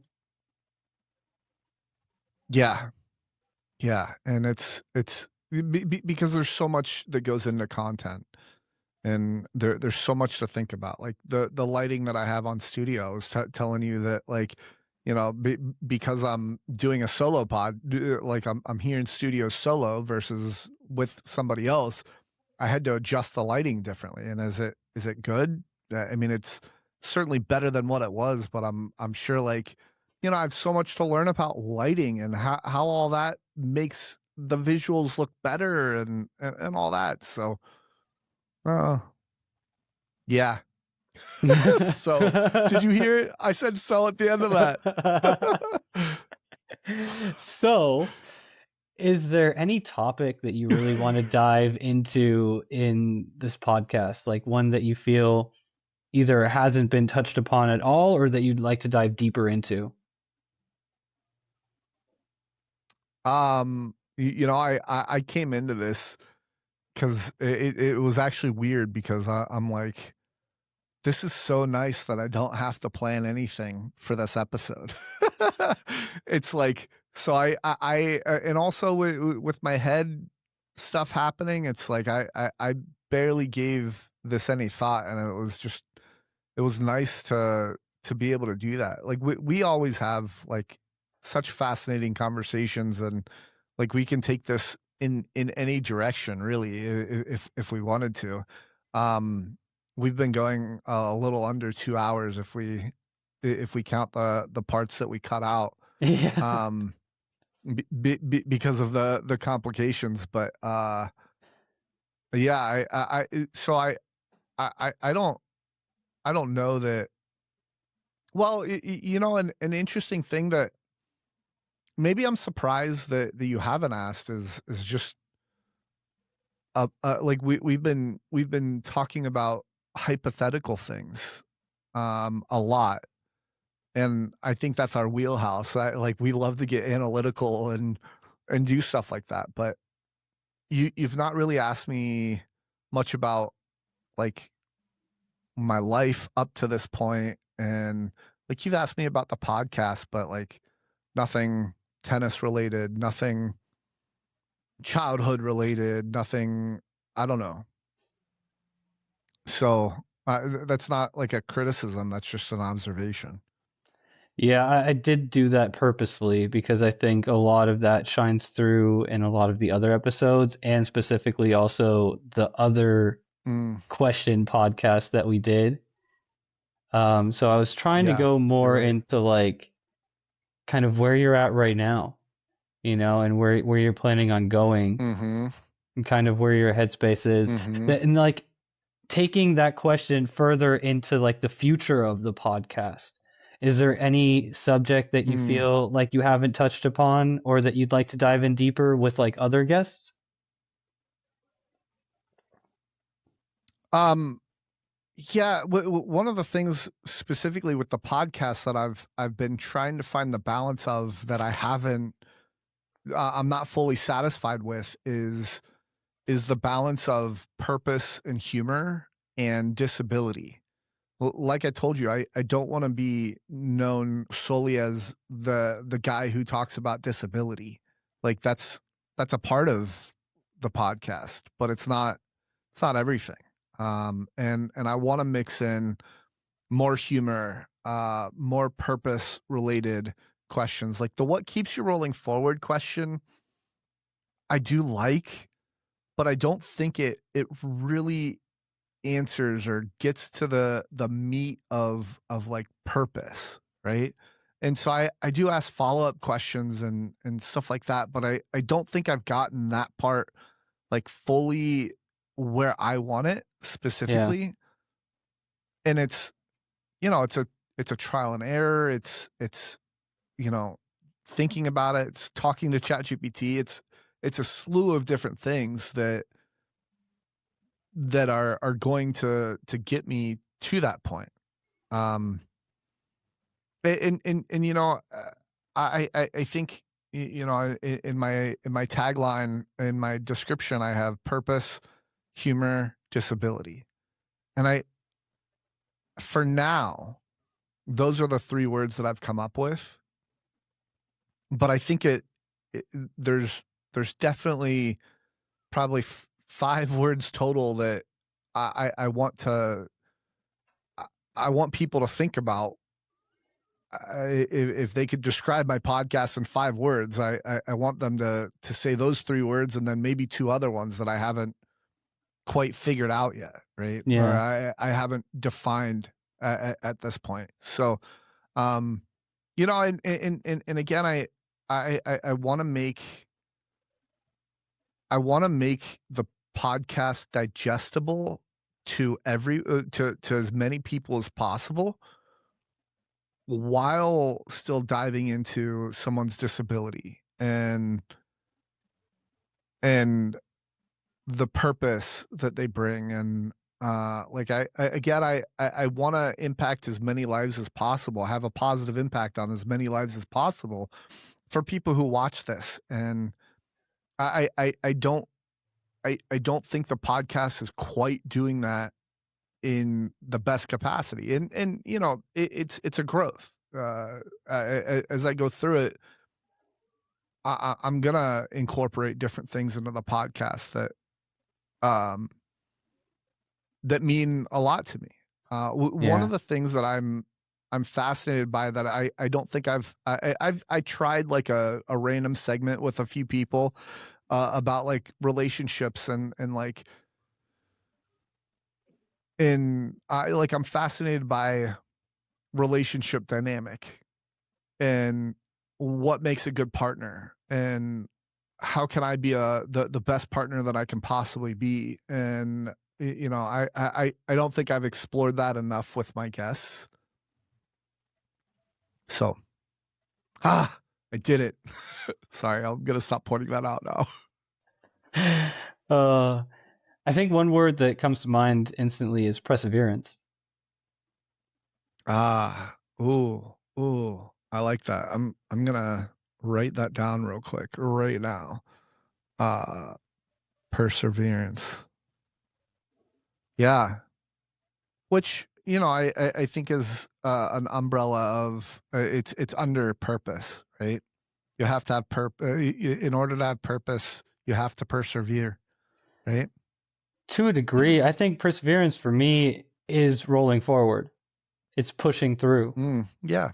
It's to maybe closer to dedication, you know? Sure. But like purpose kind of falls in. Purpose is like the fuel to persevere. Persevere is like the movement. Also with the question of what keeps you rolling forward. Have you ever thought of like segmenting it? into like what's a moment where you were at like the end of your rope, where you back against the wall, and then break it down like what helped you push through that, what helped you roll forward that. Because I think when you ask someone what keeps you rolling forward, you're like, in what capacity, in what context, on a daily basis. Right. But I think like Mm-hmm. when the chips are down, when the cards are on the table, when your back's against the wall, like what keeps you rolling forward then says a lot about who you are as a Yeah. person. Yeah, I do ask, like, what's one tool or skill you use on a daily basis from time to time. I'll also ask, like, what's when things are down, what keeps you rolling forward. Again, those questions are great, but they only scratch the surface, and Yeah. they just don't get deep enough, as deep as I want to get with that question. And one of the things that I heard you say is, tell me about a time when you were down, and how did you persevere? And I think that's a great question. And like I think maybe part of, like, I'm really big on trying to get stories out of people Yeah. with any of the questions that I have. So, like, trying to draw that out, and maybe trying to get them to incorporate some sort of story in their life that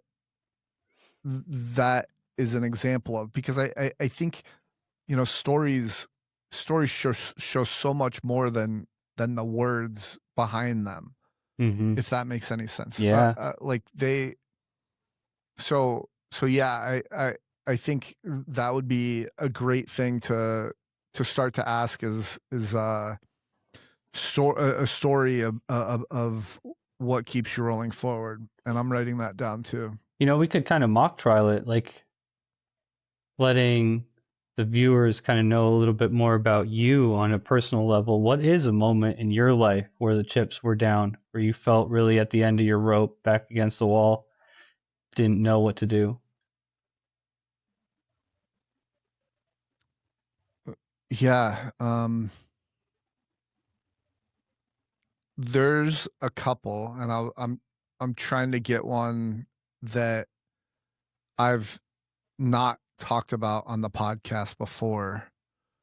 Um, like, I guess one of the big ones is now, like, and that's another thing, is like meeting people where they are. Mm-hmm. It doesn't matter where you are on your journey. I want to talk to you. I want to figure out what's going on. And so, like, my journey currently is I have I'm having these symptoms in my head that kind of are debilitating, and they fluctuate as far as how debilitating they are, and all that. And I haven't quite figured that out. But it is interesting. I, I've been frustrated in this moment going through this, but I wouldn't say I'm depressed, right? Like, I wouldn't say that I'm discouraged, let's say. Um, and I think maybe the reason that is because I'm still pursuing options. Like, the moment the doctor says there's nothing more we can do, one, I'm not going to take that as that as an answer, right? But, like, I'm gonna I'm gonna keep doing things, even if a doctor tells me that this is you for the rest of your life.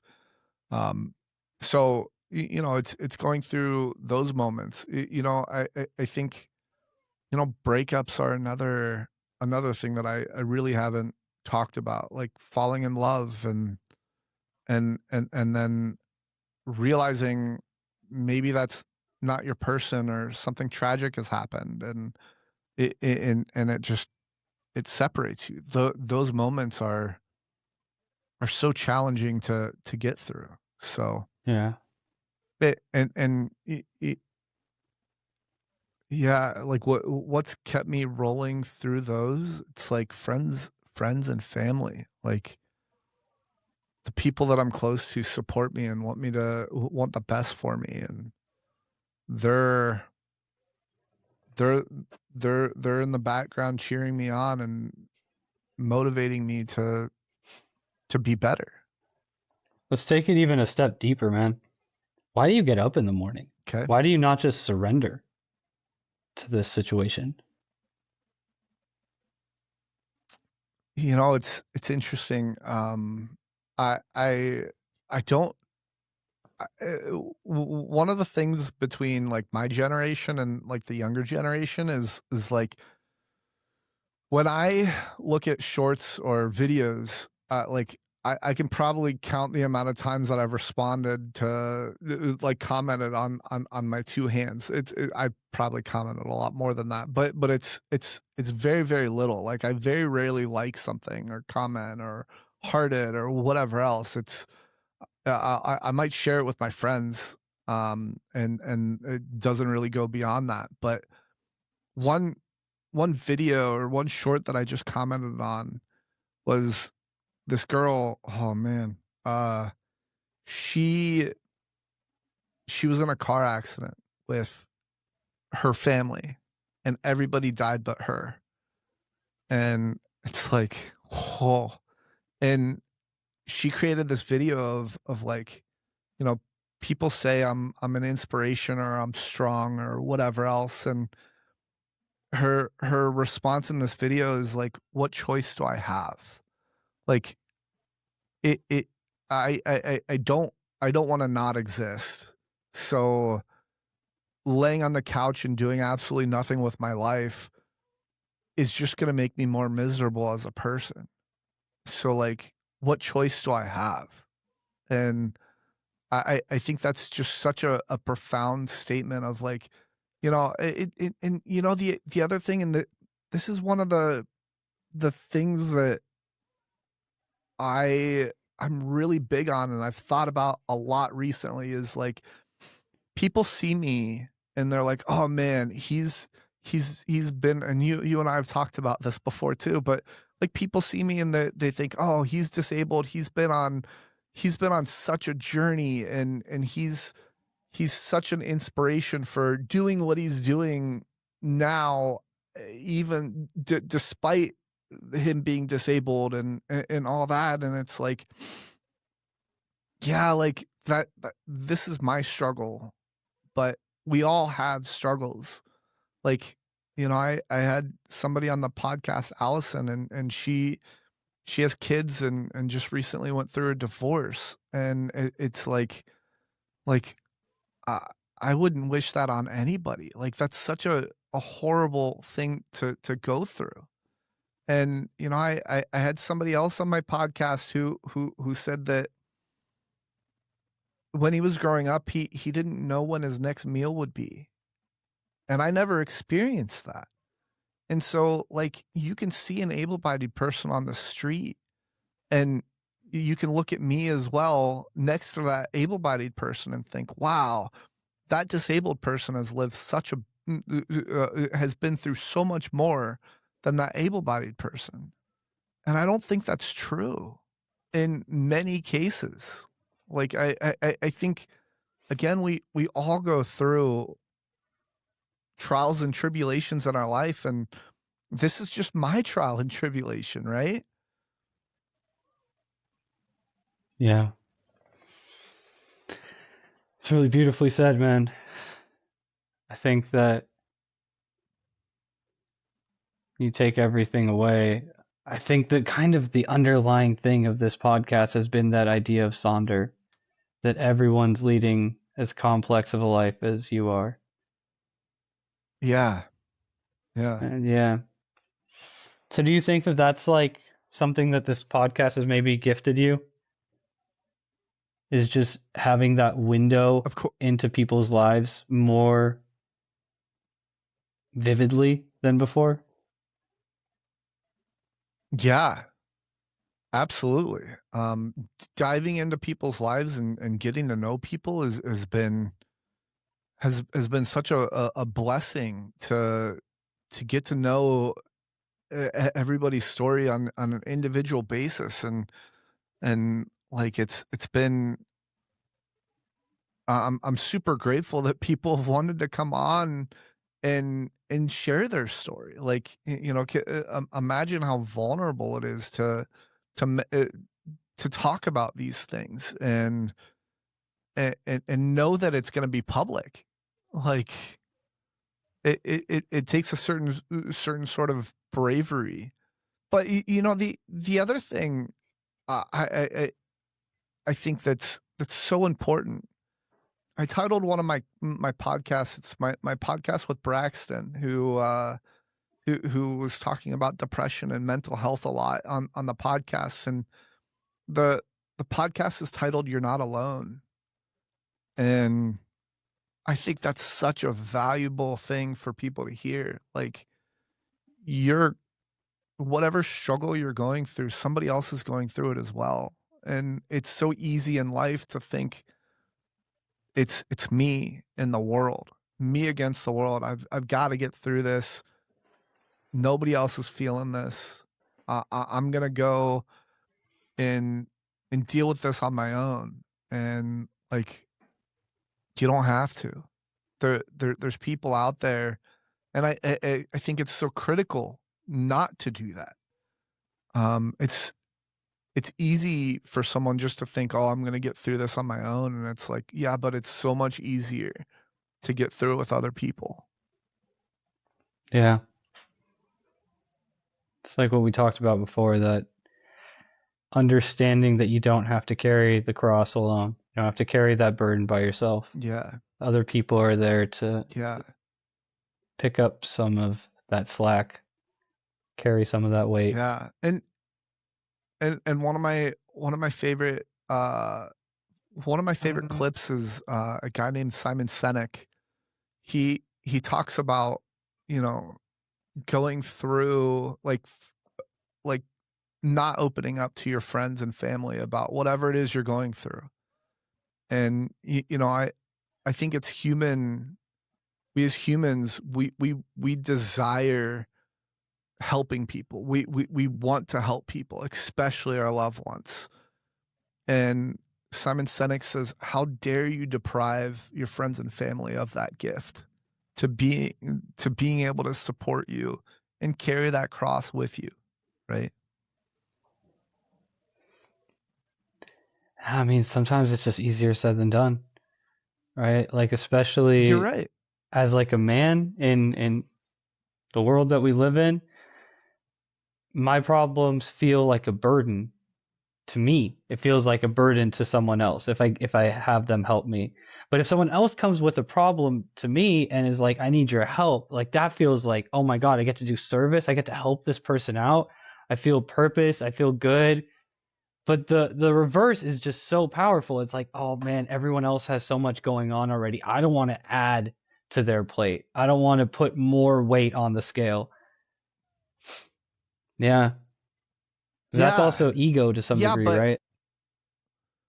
it is ego, and we were talking about lying to yourself, right? Like if somebody comes to you with a problem, and then and you love helping that person, and then you turn around and you say, "Oh, I don't want to be a burden to other people," like you're lying to yourself at that point. Like Mm. you're not being a burden to other people. Now, I think there is a level of you just being a drama queen, right? Like, and then like you have so many problems in your life, and you're trying to get anybody and everybody to hear you and help you with that like people don't no longer want to interact with you. Like there is a balance to that, right? Yeah. But thinking that you don't want to be a burden on somebody else, so therefore you're not going to tell your loved ones your problems, that is a lie. Because you yourself have said that you enjoy helping your friends and family out. Yeah. And so like give them that privilege of being able to do the same for you. Yeah. Yeah, that's a really good point, man. Wow, we really went through a lot of different topics today. Yeah, uh, we have.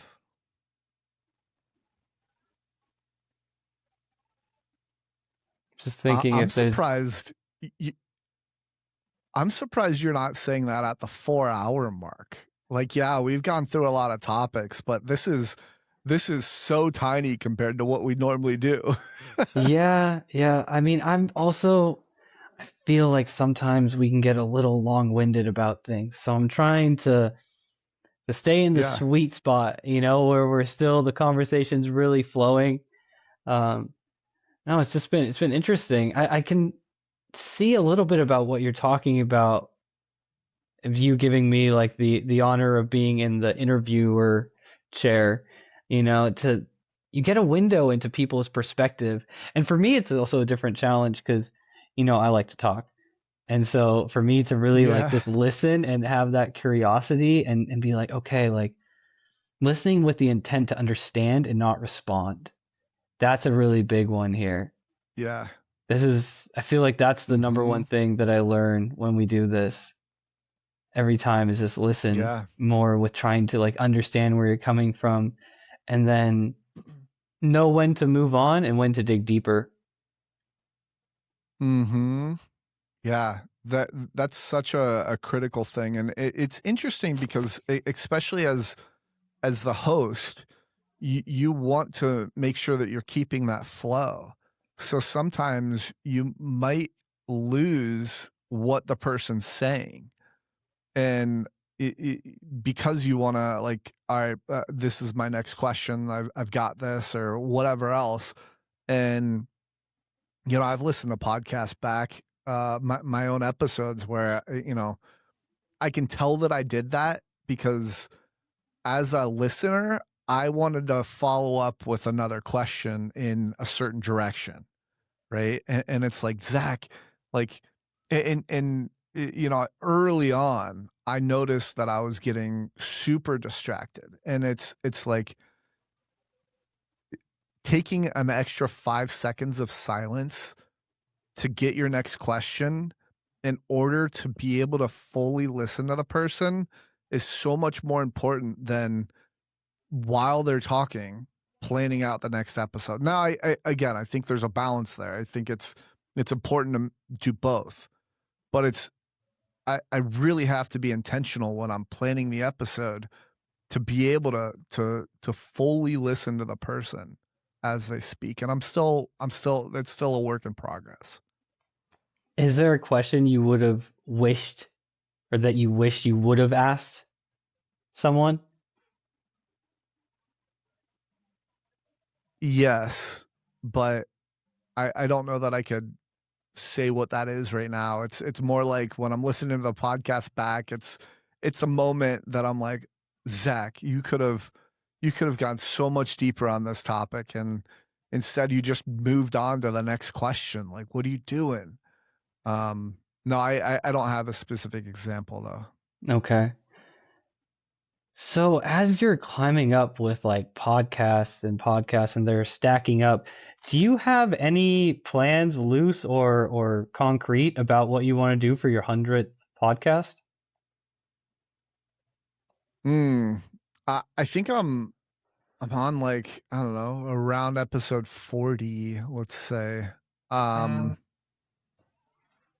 So no, not yet. If anybody listening has an idea, let me know. But I actually, and it might happen sooner. But Rob, our MMA coach, has he's one of the he's one of the most influential people in my life and a lot of my other guests' life, and uh, I, he's not been on the podcast yet, yeah. and I think it would be I think it'd be super cool to do like a special episode of that, and like part of it is like we haven't found the time, but part of it is also like you know for a guest like Rob, like let me get my craft m- close to mastery, before I have him on, so that I can make the best of the episode. Now, would he come on multiple times? Yeah, I'm sure he probably would. But the other thing is, I've been, especially in 2026, I've been wanting to do more 3-person podcasts, so me and 2 other guests, because I'm such a big dynamics person. Like, the dynamic of a one-on-one conversation is entirely different if any other person was in this podcast with us. Yeah. And that dynamic has been, I love paying attention to that. Like, in my friend group, like, if one person is not not there when we hang out, it's a completely different dynamic than if that person was there. And is there one dynamic better than the other? No, not necessarily, but it's just a really cool. It's really cool to observe those different dynamics, and I'm very cognizant of that. I like that. I have a crazy idea for your 100th video. Okay. You should do a live stream and just have Okay. all the podcast guests just come in and out of the studio, just pop in for conversations. That would be fascinating. Like, do like an 8-hour episode of just like, hey guys, I'm recording on Saturday at this time. I have 3 spots. Actually, honestly, we could do more. We would just need to share a mic. Yeah. But And yeah, if you had a I stream, mean, you could doing have something people like asking that. questions, like you could have interact with the chat. Yeah.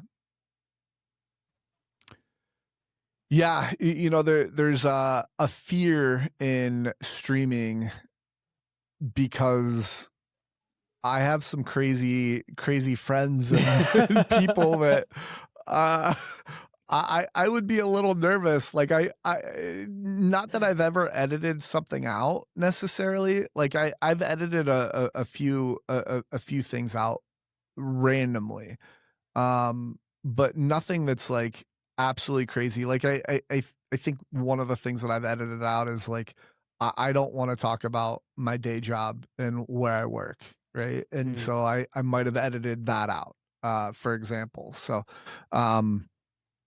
but I would be too concerned with something somebody says that would get me like booted off of the platform or something like that. And Yeah. it's like, Maybe go on another platform, stream, and then take that video and upload it on YouTube and edit out any bad parts in case there are some.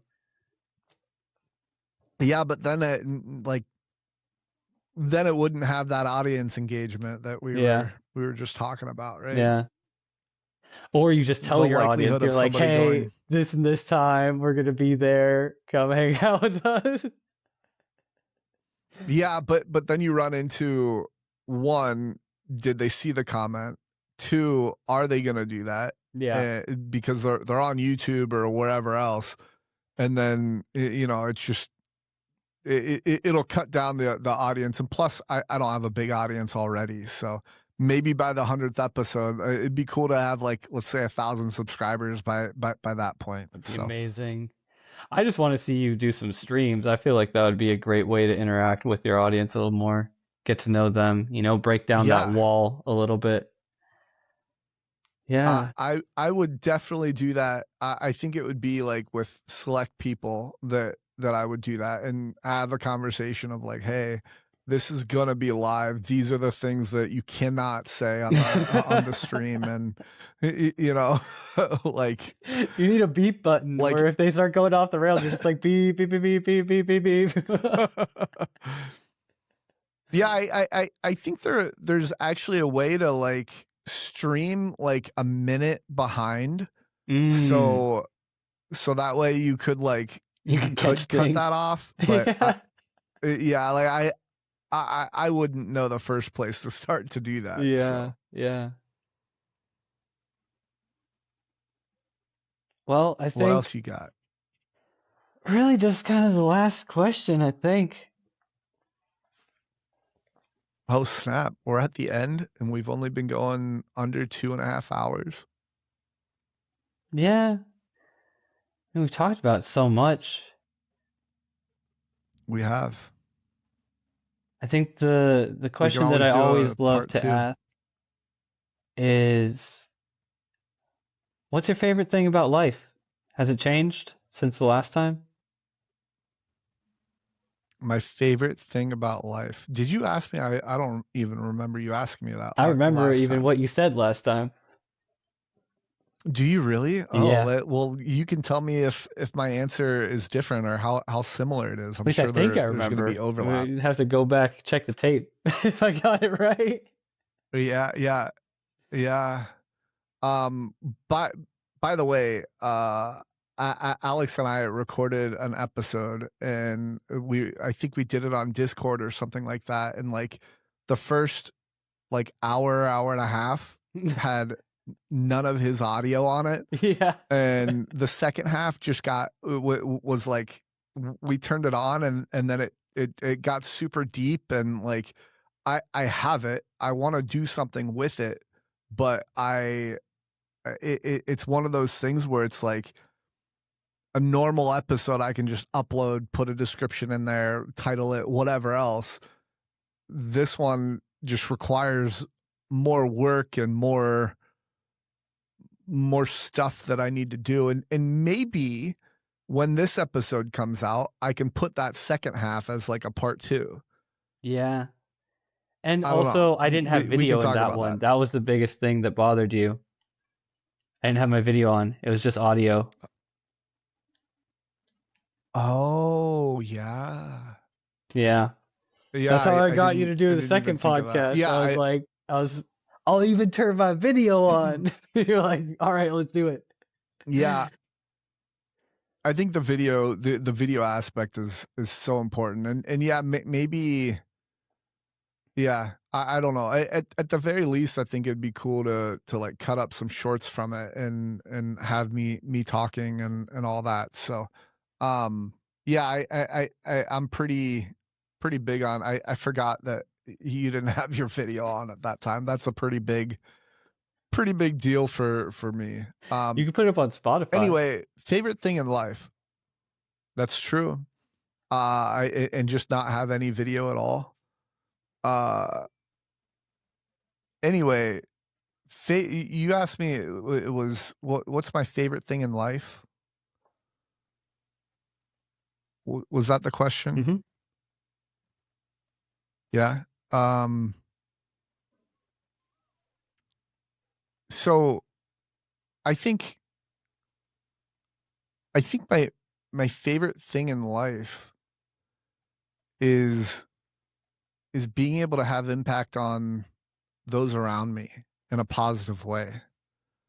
I think, selfishly, it's I really enjoy the grind, the working towards something. I don't enjoy the grind. I enjoy the results that the grind, the fruits of the labor, let's say. I enjoy that, and it means, especially with the podcast, when someone says, "I love the content that you're putting out," it's really awesome. Like those are the kinds of things that like really, I don't know, keep me rolling forward, for lack of a better word, I guess, He said the or to be thing. cheesy.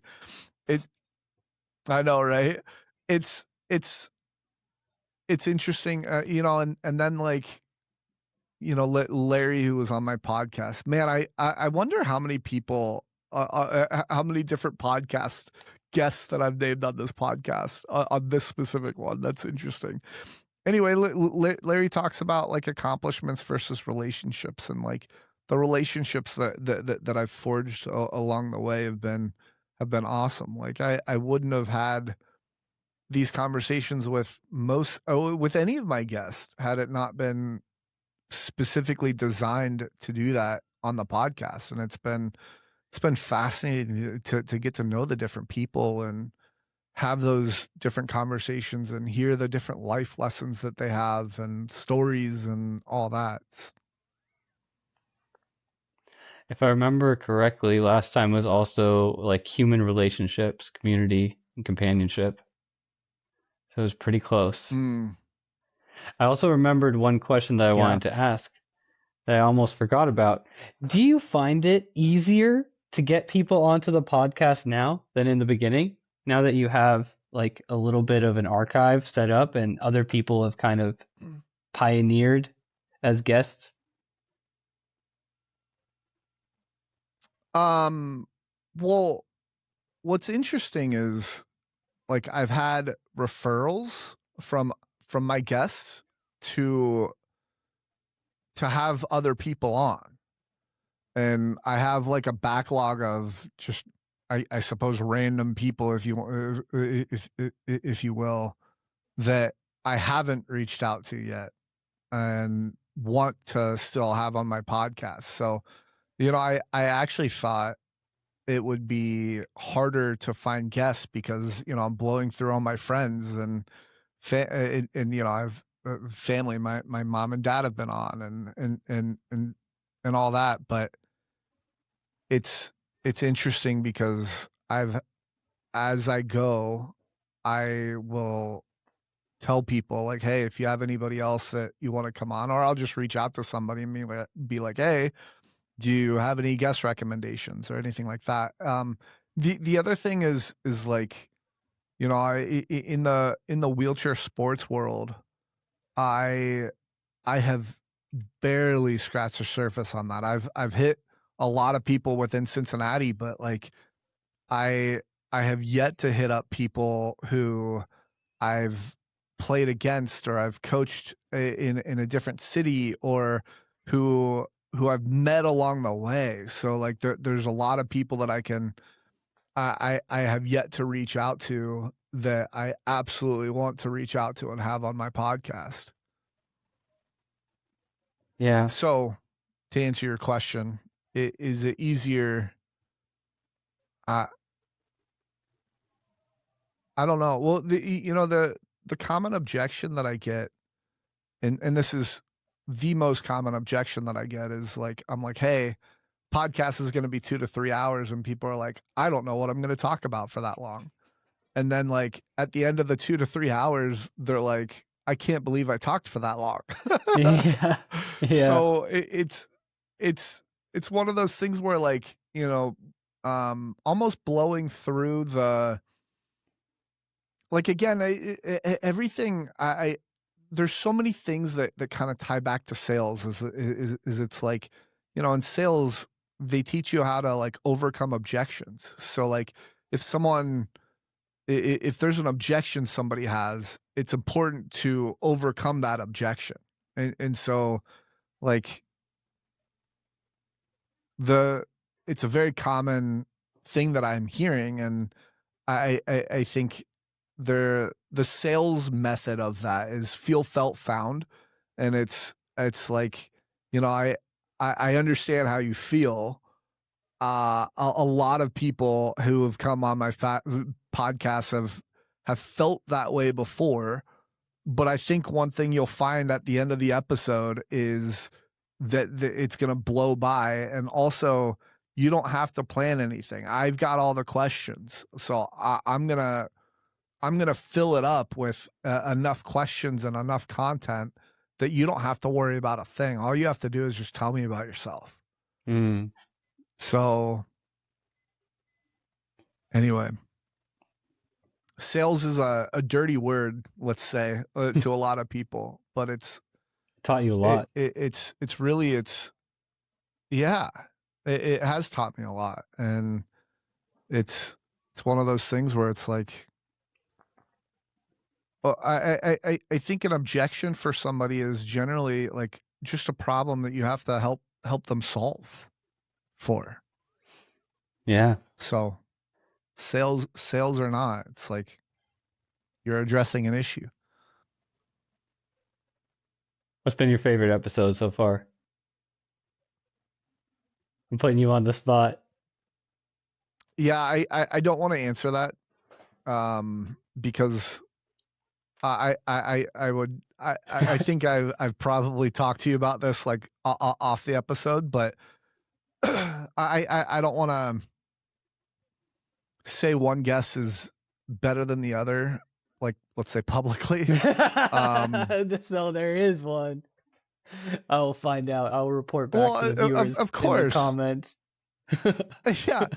I mean, of course, there's episodes that I've enjoyed more than others, and you know that's like, I mean, human nature of like, yeah, this conversation went really awesome and maybe unexpected, and this conversation took a nosedive. Like I mean, I don't think any one episode was like absolutely like this is horrendous. But yeah, I mean, there's been episodes that I've liked and haven't liked. So if I could ask you one more thing, it's just like, how was it interviewing your parents? I'll say, yeah. Well, that's so funny that you say that. How's interviewing my parents? Because I will say, if there's one episode that I think people should watch, it's the one with my parents.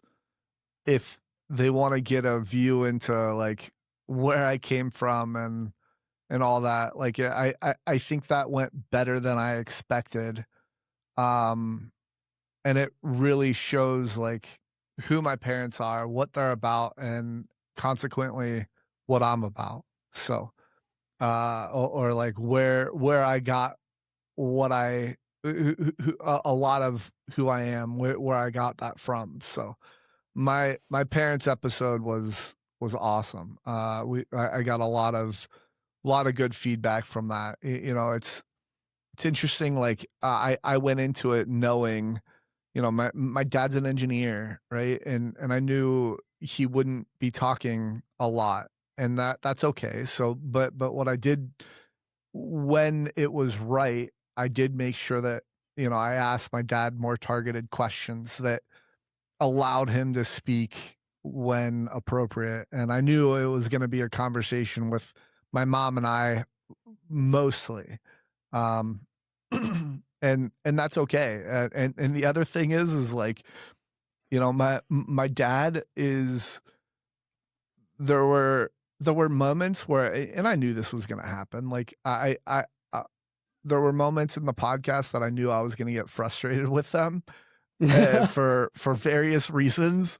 And my dad did this thing where he was like, and he was like doing that to the mic while we were recording. And I'm like, Dad, stop doing that. And like, you know, in the moment I was like slightly irritated, right? But then watching it back, I'm just like cracking up because of like how funny and the exchange was. So yeah, and then like, you know, it was interesting. I asked ChatGPT. I was talking with ChatGPT about it, and ChatGPT said something like, "This isn't just another podcast guest. This is a record." And it's like, what do you want? What do you want their great grandparents to know about your parents? And it's like, wow, it's such a profound thing to say. And it's like, you know, when they're, you know, they're going to be someone's ancestors, right? And it's like, what I want them to know. And so this episode was very focused around me and stories that they have about me and stuff like that. And I want to do a part 2 that really dives into their lives and how they met and like what and all that. And I didn't think that was fully appropriate for this episode. And also just with the time that I had with them, I wanted to focus on one specific part and then go from there. So, and also it's not just a record for your great grandchildren, right? Like it's also a record for you down the line. So true. And for my kids or my grandkids and all that. Yeah. Yeah. You're absolutely And also right. totally just for yourself in 10 years from now, 20 years from now, you don't know what it is. Yeah. You might look back and have that moment with them. And your dad Yeah. making you laugh is going to be a really valuable moment, you know? That'd be a little treasure. Yeah. Yeah, exactly. So I'm very grateful that they drove an hour and a half to come live on the podcast, and it was a very very meaningful episode to me. And you know, I think one of my favorite moments, and I clipped this as well. I made a short of it.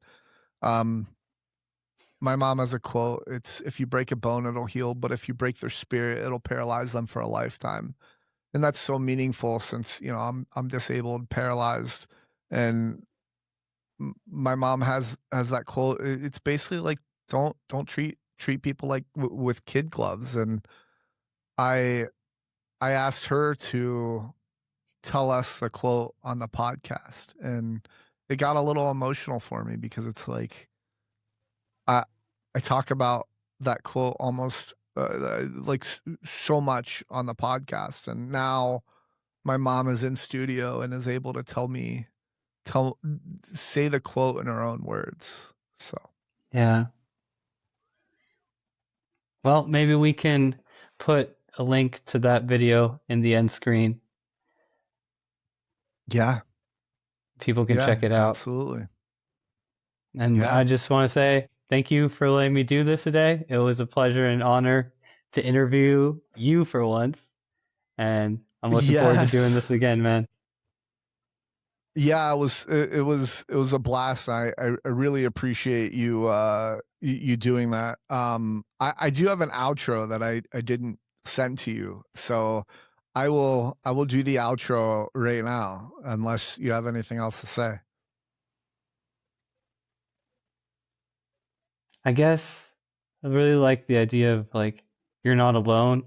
But if like the one thing that this podcast really made me think of today is give people a little bit more grace. You don't know what's always going Yeah. on in other people's lives. And Yeah. if you're going through something, let people in. Let the people in Yeah. around you. You know, Mhm. there's a lot of people that are Super happy important. to help. Yeah, exactly. Cool. Well, everybody, thank you for joining the Rolling Forward podcast.